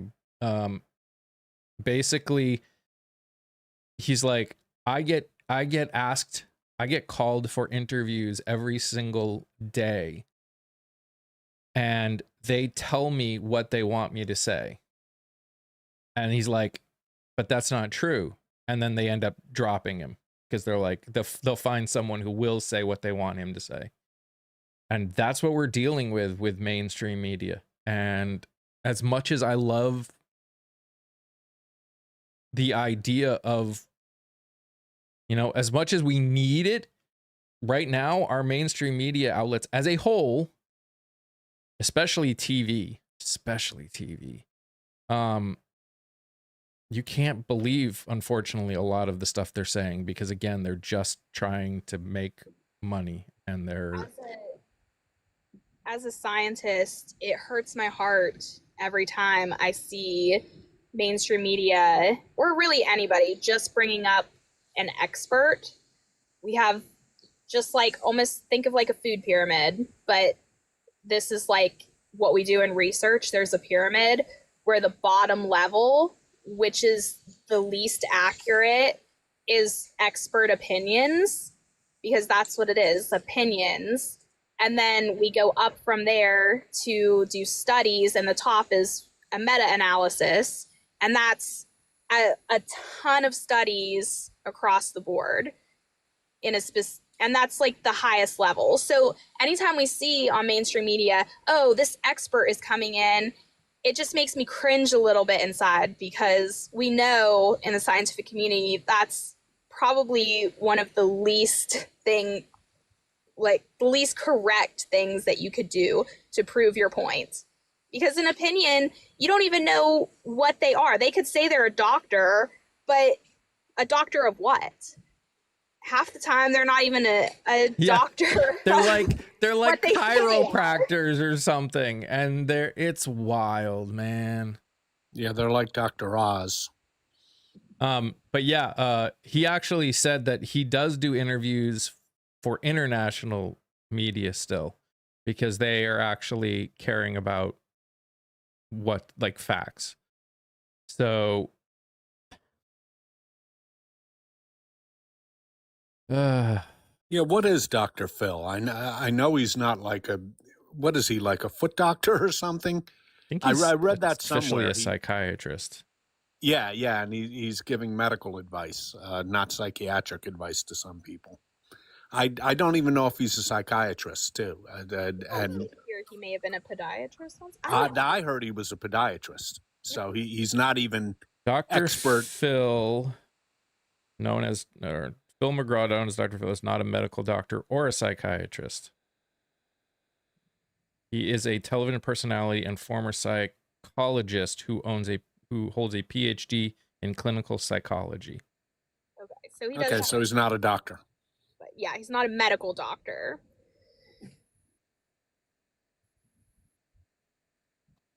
I think as long as people understand that there are different kinds of doctors. Which they don't. Most people. Yeah. And furthermore, are they even active in their license?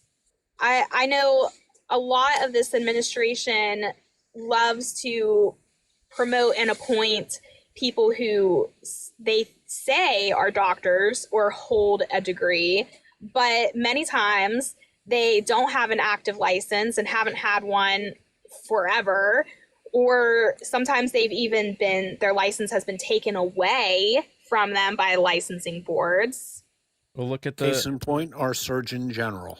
Did she get voted? I don't know in? if she's been. I don't know if they finished the confirmation process with her or But not. yeah, But she is not a doctor, and she is certainly not a surgeon. not just this administration. Stop. Do research. Which part are you talking about, Ollie? Not just this administration. What? Yeah, and I mean, sure, we held Biden's administration to just as high of standards. Every administration you should hold to certain standards. Every single one.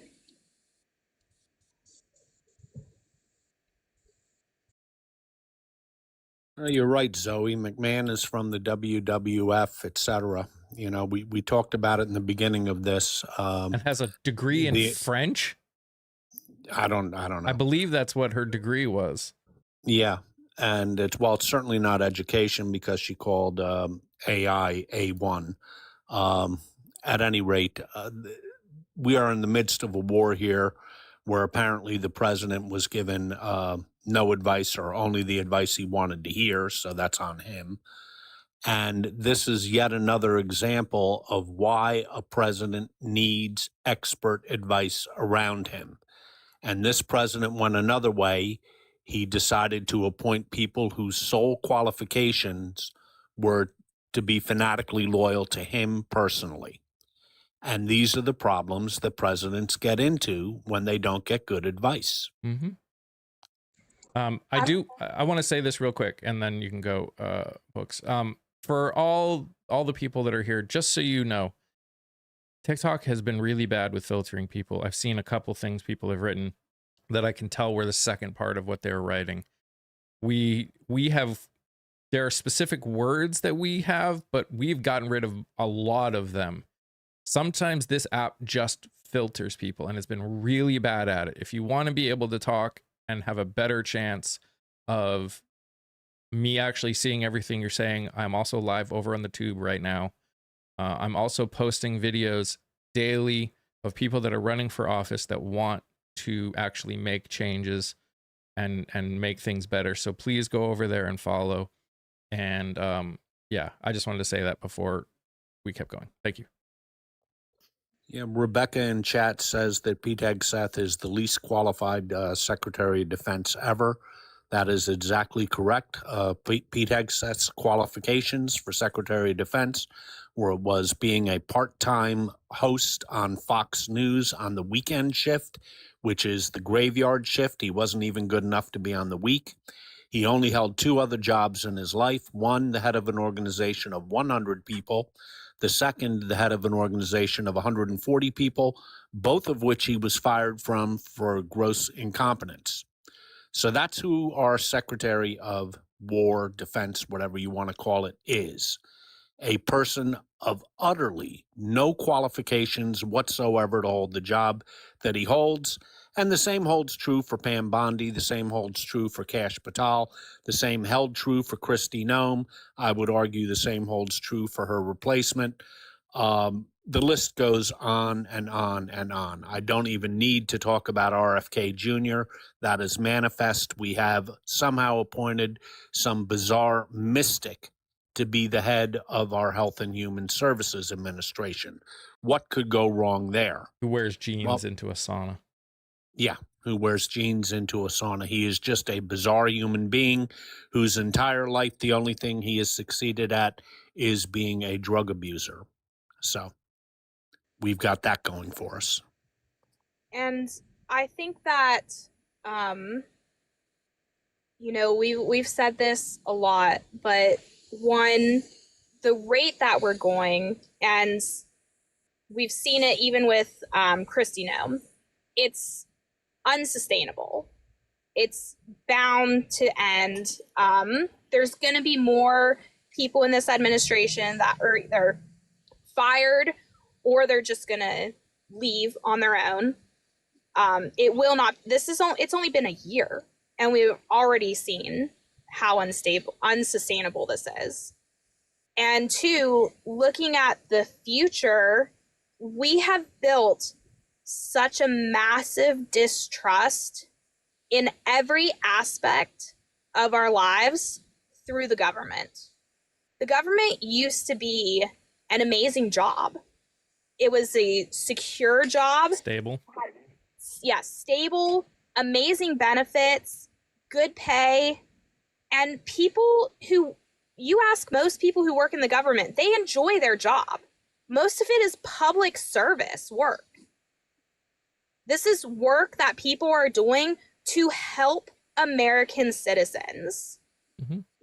And we have failed on an epic proportion to the people, the thousands upon, well, I don't even know, probably millions of people who work for the government, that none of them feel safe in their job anymore. These are millions of people who are going to be scared to work and continue to work in these positions.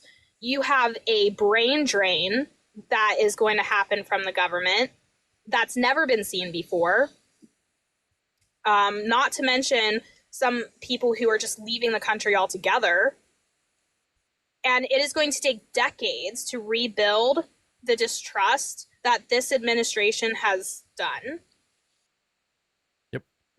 So I want two things I want to quick. Villain, how long is it going to be before American recover? You're looking at a minimum of a decade, probably longer, before it feels like recovery. That's how bad it's gotten. But more importantly, I want to respond to Misty. How do you truly know what happened in Iran? In the end, no one truly knows anything. Here's the things that I do know. This administration has been shown to have lied dozens of times, if not hundreds of times, just since this war started, about what's happening, what's going on, what they did, what they didn't do. This administration has also shown previously that they will say things specifically to help the markets and help their friends. Again, he's done that multiple times. And we do know, again, to a 100%, nothing's ever 100%. But we do know that the government of Iran has said that they are not in talks with anybody. They are not talking to anybody. For them, there is no pathway out, especially since they have put a person in charge now who, by all intents and purposes, is more extreme and has less of a desire to work with anybody than the person that they got rid of at the beginning of this war. So in the end, does any of us know with 100% certainty? No. No one knows anything for 100% certainty. But there is enough of a pattern with this administration that we can, based on how the order of things happened. He said 48 hours to open up the strait or we will start bombing infrastructure. And then right before that 48 hours was up today, he goes, no, we've been having great talks. We're going to make it 5 days now. So like, this is him in a nutshell. This is how he is. This is everything. This is the way he works. And nothing that he has said about he didn't taco. He just keeps hoping that something will change in his favor. This is what you call someone who literally has no clue what the hell he is doing. You know, books, you said that we're going to have a brain drain. I would argue in already government, happened. I would argue that it's already happened. I would point you to the Department of Justice, to the CDC, to the FDA, to the Department of Homeland Security, to the National Security Council, which no longer exists, and especially to the FBI, where their top agents have resigned and taken early retirement. This has been horrendous. Take a look at the Social Security Administration. I might want to add that one too. That was destroyed by Elon Musk. We literally have a barely functioning government right now. It cannot handle even day-to-day services. And I agree with Mike. I think it's going to take about 10 years to fix this. I almost feel sorry for whoever the next president is.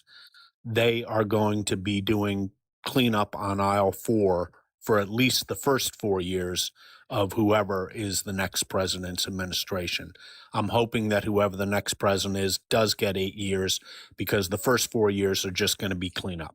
And that's assuming a couple things. One, we don't know what's going to happen in the next 2 years, 8 months, 2 years, 10 months of this administration. He could do something that could make it worse and make it take longer. That's assuming the Democrats win enough to be able to stop things from getting drastically worse in Congress. And that's assuming in the next presidential election, people wake the hell up and stop voting MAGA people in and start voting people in that want to fix things. Notice I said MAGA people. In the end, I don't care whether you call yourself a conservative or a progressive, as much as I think we should all have conservatives have shown that they don't have the capability of working in government right now, in my opinion. But if whatever you decide to call yourself, as long as you're willing to actually work for the benefit of all Americans in this country, I don't care what you call yourself. So in the end, what needs to happen after this administration is gone is things need to be, the process needs to start of actually fixing the problems that have been so blatantly not only made by this administration, but the holes that have been shown in our society. All of those pieces need to happen before the timer starts on that decade. If that stuff doesn't happen, expect longer. And you know, we were discussing what the fate of the current members of the administration, his cabinet, will be. A lot of them are going to be gone after the midterms, because what's going to happen? I really do believe the Republicans are going to be absolutely hammered in the midterms, certainly the House, and I'm increasingly coming to the belief that the Senate will flip too, or at least a very good shot that the Senate will flip. And then Trump will be left with what he normally does. He will fire people and blame them, because one person he will not blame for the disaster that awaits the Republican Party is blame himself. And I might point out to people that the winner of the midterms in 6 of the last 7 presidential elections, that party has gone on to win the presidency. So the midterms will play a great role in whoever wins in determining who the next president will be. I was gonna say that about, I saw a thing from an article from The Hill. It dropped down on my phone again this morning after he said talks are going good, and Iran is like, we are not in conversation, we're not having talks, we are not doing that. So he is just straight up lying. So basically every time he says that, Iran has come back out right after and said that is not what's happening. Now, to be fair, I trust Iran about almost a little bit less than I trust this administration, which is saying a lot. So I believe them in this case because, again, with everything else, he's almost definitely lying. But I also don't trust their government. Their government actually said that they weren't going to do, their president said that they weren't going to be doing something, and then literally right after started doing that exact thing that they said. So it's just messed up. He will not block the midterms. He doesn't have the capability of blocking the midterms. Does that mean that they won't try and do things to make it very difficult? I mean, they're already trying to make it difficult to impossible for people to not get out and vote or not be able to vote. Yes. But he does not have the capability of actually blocking preventing midterms from happening. Yeah, we'll have an election. The issue is not whether or not we'll have the election. The issue is, are they going to try and rig it? And if so, how effective their attempts to rig it will be. That's the issue. Yeah, it's pretty difficult to infiltrate our elections, and one of the main reasons why is because the states have control over how they enact their elections. Even West Virginia, for as red as you could possibly get, told the United States government to basically F off when they wanted to get voter rolls from West Virginia. Yeah. What do I think of the state? I think it is unconstitutional. And I think, personally, now again, can something happen with it that'll cause a lot of problems? Potentially. I think that every SAVE Act and SAVE Act case will be considered unconstitutional and won't make it through. Could I be wrong in the long term? Sure. Do I think that red states are going to try and get around that every way they can to make it so they can win? Yes, I do. But what do I think of the SAVE Act? I think in the way that it is written, it is unconstitutional. That is what I think. They already are. Florida has already passed it. And their state house and their state senate. They have it set to take effect in January. I think they saying they were just working on some kinks or something. And then there's another state that's doing their own state version of it. Mm-hmm. I think that's why I was so frustrated. As long as I know for sure a couple of other women in this community were frustrated because it felt like the SAVE Act was just well, it's unconstitutional, blah, blah, blah. The point of that is the fact that they're actively going so hard against folks' rights to vote, period, is where it boils down to. And when you've got the federal government trying at the federal level, absolutely the states are taking it. And we already see that in this country, there are states already where we as women have different rights than we do in other states. So it's hard for me, especially as a woman, to just blow it off. I think it is definitely unconstitutional. But the fact that they even keep trying to do it, the fact that they're trying to do it on the state level, I think is just, I think it's absolutely horrible. I mean, and I'm sorry that it seemed like I was blowing it off. I'm in no way trying to blow it off. Here's the thing. Them trying it pisses me off, but so much of what they're doing pisses me off. And I knew I agreed with you. I agree with you that more states are going to try and do it, and it's going to go to court, and it's going to go all the way up to the Supreme Court. And again, maybe I'm just kidding myself, and there's a good reason for people to be like, you're just kidding yourself. Look at what the Supreme Court has already done.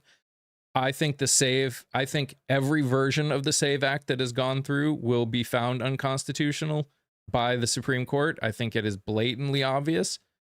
Again, can I be wrong? Absolutely. We've learned multiple times that this administration and this Supreme Court do not always agree with me on what's blatantly obvious.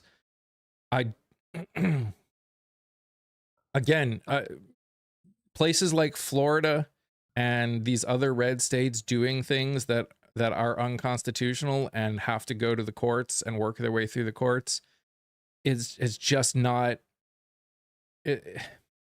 it pisses me off, but I just personally I feel like, and again, maybe you're right. It's easy for me as a white dude to say, you know, it'll work its way through the courts and not get pissed about it. You're right. It's absolutely easy for me to do that. I don't know what else I can do unless I'm just going to sit here and rage about everything that this administration and red states are doing that piss me off. I tend to agree. The SAVE Act, I think, is clearly unconstitutional. It's nothing more but a poorly disguised poll tax. That's why it's going to be found unconstitutional. But there's another little angle here that I'm not sure the Republicans have thought through that reminds me so much of their miserably failed gerrymandering scheme. And that's, if the SAVE Act was passed, I'm not at all certain it would benefit the Republican Party one bit. If you take a look at who has passports, who doesn't have passports, you take a look at the demographics of those, it would almost seem like the SAVE Act is aimed at people who would generally vote Republican. So even as written, I don't think it's going to achieve, even if it got through the courts, which I don't think it will, I don't think it would achieve the goal that they think it's going to achieve. I think they would disenfranchise more of their voters than they would Democrats. I think these people are the gang that can't shoot straight. They're just throwing, to use a phrase that was used, I think, by Kia last week, they're just throwing bowls of spaghetti against the wall and seeing what sticks without thinking through what could happen. It reminds me very much of their gerrymandering scheme, which has backfired spectacularly. And here's the difference too between people who support disenfranchising voters and I think everybody in this podcast and panel. I don't care who you vote for. I would never want to make something like voting harder for you to do. I mean, I would like for you to not vote for a horrible person or somebody who's going to hurt yourself or your community, but I do not want policies in place that disenfranchise you as a voter.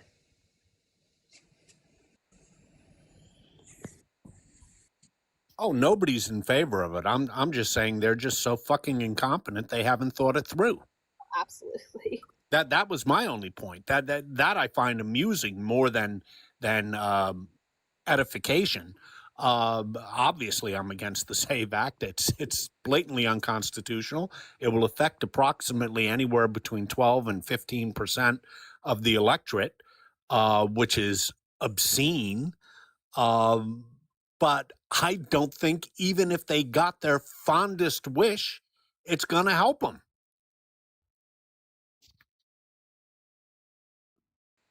Rosa said on the other side, it's not about the party for them. It's about women. They'll sacrifice their own women. They absolutely will. And I think, Mike, I was sitting here processing what you said when you were talking about SCOTUS.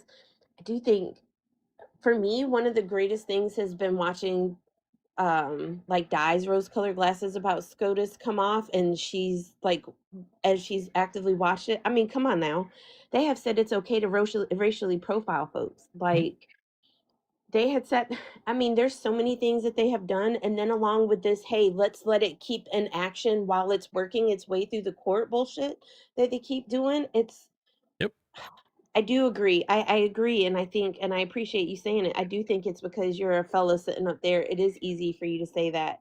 And I need people to understand, like, women are actively under attack. We know that. We know what happened after Roe v. Wade fell apart. Like I said, it's not even about the abortion part of it. Where are the doctors for the pregnant women, period, that are healthy? Where are the doctors going to be for the freaking kids? Where are all these doctors going to be? And look what's happening in all these states. Like, we're like directly under attack, and I get it. I get it why it's really easy to say that. And yes, it is unconstitutional, but the fact that they keep doing it and the fact that they keep doing unconstitutional things does not make me feel any better. And I can tell you, I do not I do not trust this government any further than I can throw them. And it's sad that I disagree that I would I would take Iran's word over ours. I really would, because they have actively shown they tell the truth about nothing. Look what they were saying about Renee. Look what they were saying about Alex. This was the government actively saying out there. Mueller passed away the other day. Look what the president said. We're not dealing with normal folks. We are not dealing with the normal government of the United States in the way that it has been. Yes, I just found out I'm gonna be a grandmother come November, and I'm so fucking excited. But then I can't even sit there and tell you, like my face hurt. I was smiling so hard, but then like all the thoughts started pouring in. Like my child, like what is my child gonna look like? Is it gonna be a girl? Like what are the laws gonna be like for her when she grows up? Like all of these things. It is really scary. And I just need, especially the fellas, like I just need y'all, when the women are saying that they're scared, just saying it's unconstitutional, I promise, does not make us feel better, because we feel like we're under attack. We are being attacked. And I just want, I'm putting that out there. So guys, you guys can kind of put that in the brain for a little bit. We are scared. And that's why. I'm not saying like don't fucking like don't back down. Make sure you get out there and vote. Do everything that we have to do to vote. Do not let them win. I refuse to let them win. But I'm just putting it out there, and I might not be speaking for every woman, but I know I'm speaking for at least a few in this community, because we've discussed this in my space a few different times. Like, please know that we are terrified. We are under attack. Who are the people who do you not see under attack with all the stuff that is happening? Cis het YT men. And that's the frustrating part. And Scott, I do agree with you in the fact that they don't, the people who vote for it don't even understand how it's going to affect them. They have like no fucking clue. It's amazing, the incompetence and the thing here that doesn't change the overarching point of it. We have a problem right now with not enough people voting, and we're taking active steps to strip people of their franchise. When one looks at a democracy, there is nothing more sacred than the right to vote. There's nothing that I can think of that's more sacred than the right to vote. And when one does that, they are tearing away at the sinews of a functioning democracy. And our sinews have been torn away enough. The last thing we need is something like this. You know, I was listening to a podcast the other day, and somebody on there was right-leaning, and one of the things that struck me, and I think that it's an underlying fear that, you know, we saw coming, but that a lot of people on the right are seeing, is they are scared of basically what they have created with the youth of the right. They were saying that they are seeing a very dark turn for what the youth on the right is bringing to their party. And most of that, in my opinion, is the hatred towards women and minorities.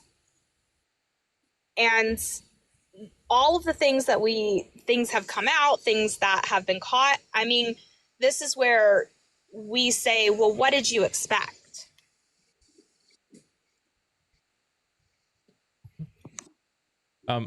I also want to say, when it comes to the term unconstitutional, because I hear what you're saying, Rosa, and again, I don't want anyone to feel like you're not being heard or understood in this case, because it is frustrating and it is scary, and I do understand that. I've got two women in my house that obviously that would affect their ability to vote as well. So I do hear you.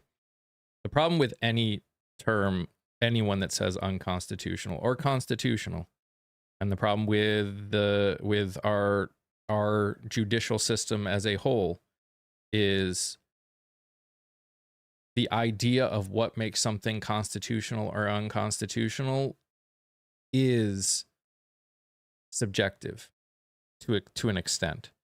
And I think there was a period, especially pre Roe v. Wade, where it felt like we were all on the same page about what was constitutional and unconstitutional. And I think because at that point we hadn't realized what we realize now, there was a time period. Personally, when I'm saying unconstitutional, what I'm saying is that I think that even this, I think that personally that this Supreme Court would have a very hard time finding the SAVE Act to be constitutional. Not that, because the fact is there are things that they have voted for that I have felt like were unconstitutional, and they voted, and they in their vote they decided to say that it was okay. So I can only say about personally, well, the way I see it, but I understand. And again, part of it for me is I struggle spending there's a line that I am trying to balance between making sure we talk about things that are happening but also making sure we talk about what we have the capability of doing, but then also focusing on spending time and focusing on what we have the power to do right now. And again, I'm just doing my best, and I apologize when I fail at that. I think for me it was just I don't know what to do about it other than say that it sucks, and maybe I should have just not felt like I was pushing it off. But I'm just also angry about everything all the time, and I don't know when that line is between just being angry about everything this administration is doing and focusing on things that hopefully will help us get to somewhere where we start healing as a society, not just being angry about everything this administration is doing on sometimes it feels like an hourly basis. Well, the issue, on the specific issue, it's important to discuss whether the SAVE Act is constitutional or unconstitutional. It's important to discuss whether the SAVE Act will get through the Senate. But in a broader context, what we're looking at is an attack on the franchise of voting itself. And that, whether it's constitutional or not, is an alarming development. And that's what I think a lot of the people are talking about, and that is very alarming. That's taking us back to a very bad time in our nation's history that we had thought at one time we'd gotten through, and apparently not. So that will continue, because if this fails, that they will come up with something else to try and disenfranchise voters, and that's what concerns me the most. This misbegotten attempt may very well fail, but that isn't going to be the end of the battle, as they have now said right out in the open that their goal, and the speaker was caught on a hot mic saying, oh, that means 12 to 15% of the people will be knocked out. That's good for us. That's what the speaker, third in line to the presidency, was caught on a hot mic saying. That's good for us. Disenfranchising people is good for us. No, Mr. Speaker, it's not. It's not good for democracy, which theoretically you've taken an oath to defend. It's not good for us. And Summer, I will never be able to fully understand what it's like to be any woman living in the United States right now and going through this. I fully admit that. I think I keep saying I hear you, because that's all I got. That's all I got. I hear the fear, I hear the anger, I hear what you all are saying. I just don't have I don't have anything more I can give on that, except that I hear you, and I will keep talking about it, and I want this to be a safe space to talk about it sometime. And maybe that's my fault. Maybe that's me maybe that's my problem, is there's a part of me that wants to help you guys not feel as scared. And I'm frustrated that I cannot do anything more than I'm doing, at least not that I know of. I cannot do anything more than I'm doing right now, which is trying to get more people to vote, put a spotlight on things as they're happening. I hear women ask for men to try to and view it if it.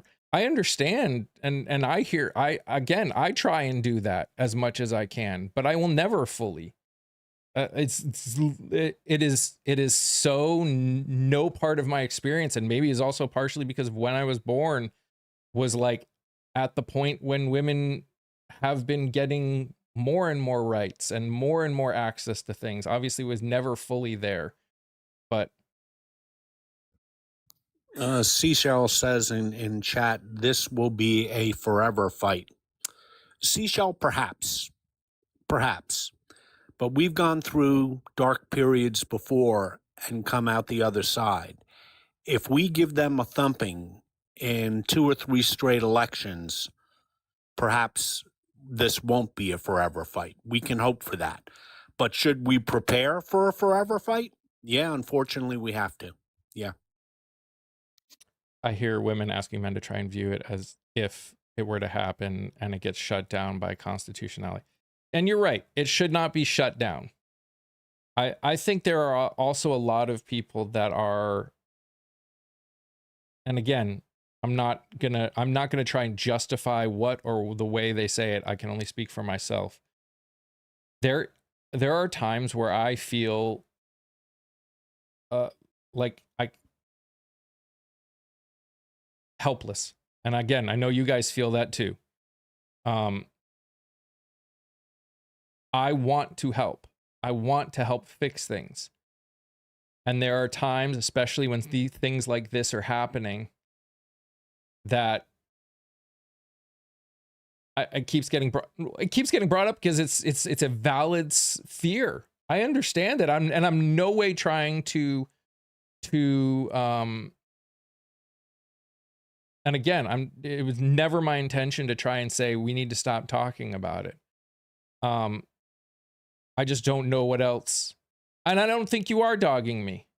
I do not think you are dogging me. These are the kind of hard conversations that we need to have. It is not an easy conversation. It's not an easy thing. And I understand that. So please understand, I'm never getting on any of you for every time you bring it up, for being upset about it, for talking about it. I just hope you understand that past hearing you and agreeing with you and trying to push more people to vote and push people to call their representatives and push people to talk about this kind of stuff more with the people around them and platform the conversations. I don't know what else I can do. And if there is something else I can do that I have the capability of doing, I will do it.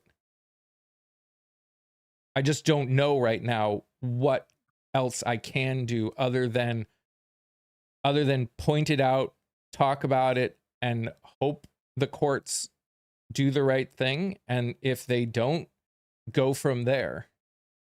I just don't know what else, and contacting representatives. You know, the SAVE Act is really emblematic of just, it's part and parcel of a wholesale assault on trying to disenfranchise people. Folks, we've talked about it before, but never as regards the SAVE Act. What do you think gerrymandering is? Gerrymandering is disenfranchising people too, creating one-party districts. That acts to disenfranchise people. That's really at its heart what it's doing.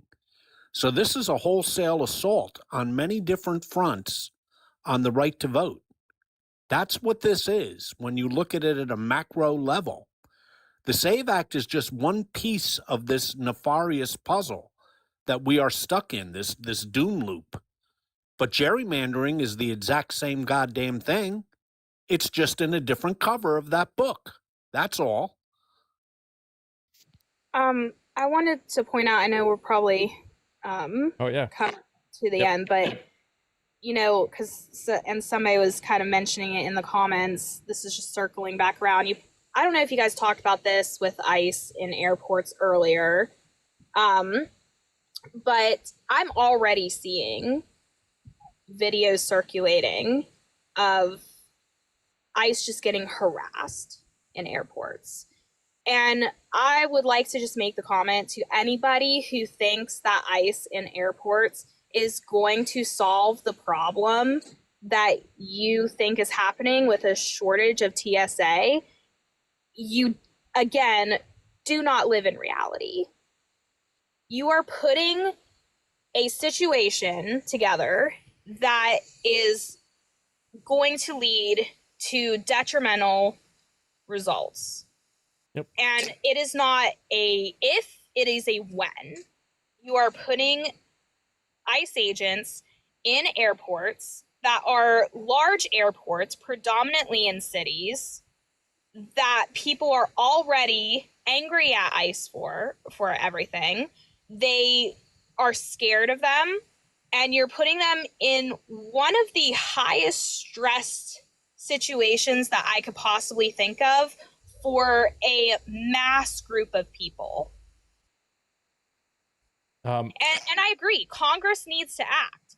I totally agree. If we could get Congress to work together, that would be amazing. And I would love to see that. Yep. But And- it's not going to happen. and again, I'm going to say this, and then I do have to go. The Democrats have tried to work with them. They're saying, let's open everything else and let's focus on the one problem we have, which is CBP and ICE. Let's fund TSA. Let's fund FEMA. Let's fund every other department other than of DHS, other than the ones that we have an issue with. And they're like, nope. No, we won't do that.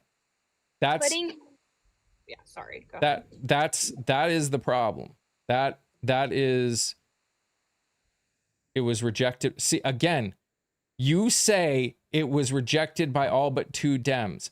Why do you think that it's the Dems that, because they can't get it passed, that just because the Republicans put it forth, working together and doing their job means voting for something that you disagree with fundamentally? This is my issue with how not just Congress, but our society works. You cannot just sit here and say, oh, well, if you actually care, then you will just do what we say, which is one of my biggest disagreements with Fetterman. I have a lot of issues with Fetterman. One of my biggest is this mentality of, we need to open it, so I'm just going to vote for anybody and anything that will get it open. So but I have to head out because I do have an interview coming up and I need to get something to eat. So guys, thank you so much for being here. Please go over to the tube and follow, subscribe, watch the videos that I'm posting over there. I'm daily posting interviews. I'll be posting one probably right after I get off, of another person who's running for office for 2026. And these are people that want to fix things, that want to make change, that want to do those interviews live. I mean, I'm recording like 17 a day. I don't have time. Like there's more to it than that. And most live ones I have done don't get any views whatsoever. So I understand what you're saying, but right now live, when it comes to those kind of interviews, actually get less views than posting it. But anyways, especially because people don't want to watch ads while they're watching lives, and trying to make this something that I can survive on is necessary. That's why I've stopped doing ads on my lives over on the tube, because I lose people when I do that. Anyways, I will so tomorrow night I will be live, probably gaming with Shug for a chill night. But also Yeah, it doesn't work, Lisa. I understand what you're saying, and I understand. I hear all of you, but it really does not. At least not yet. Maybe someday it will, but right now it doesn't. But I'll be live the rest of the week too in the morning. Next week's going to change a little bit because we're doing floor install, and but yeah. Hope you guys have an amazing rest of your day. You guys are amazing just the way you are, and I love you all very much. Stay safe, stay healthy. Remember to sing, laugh, dance, smile. Do something that makes you happy. Bye, guys.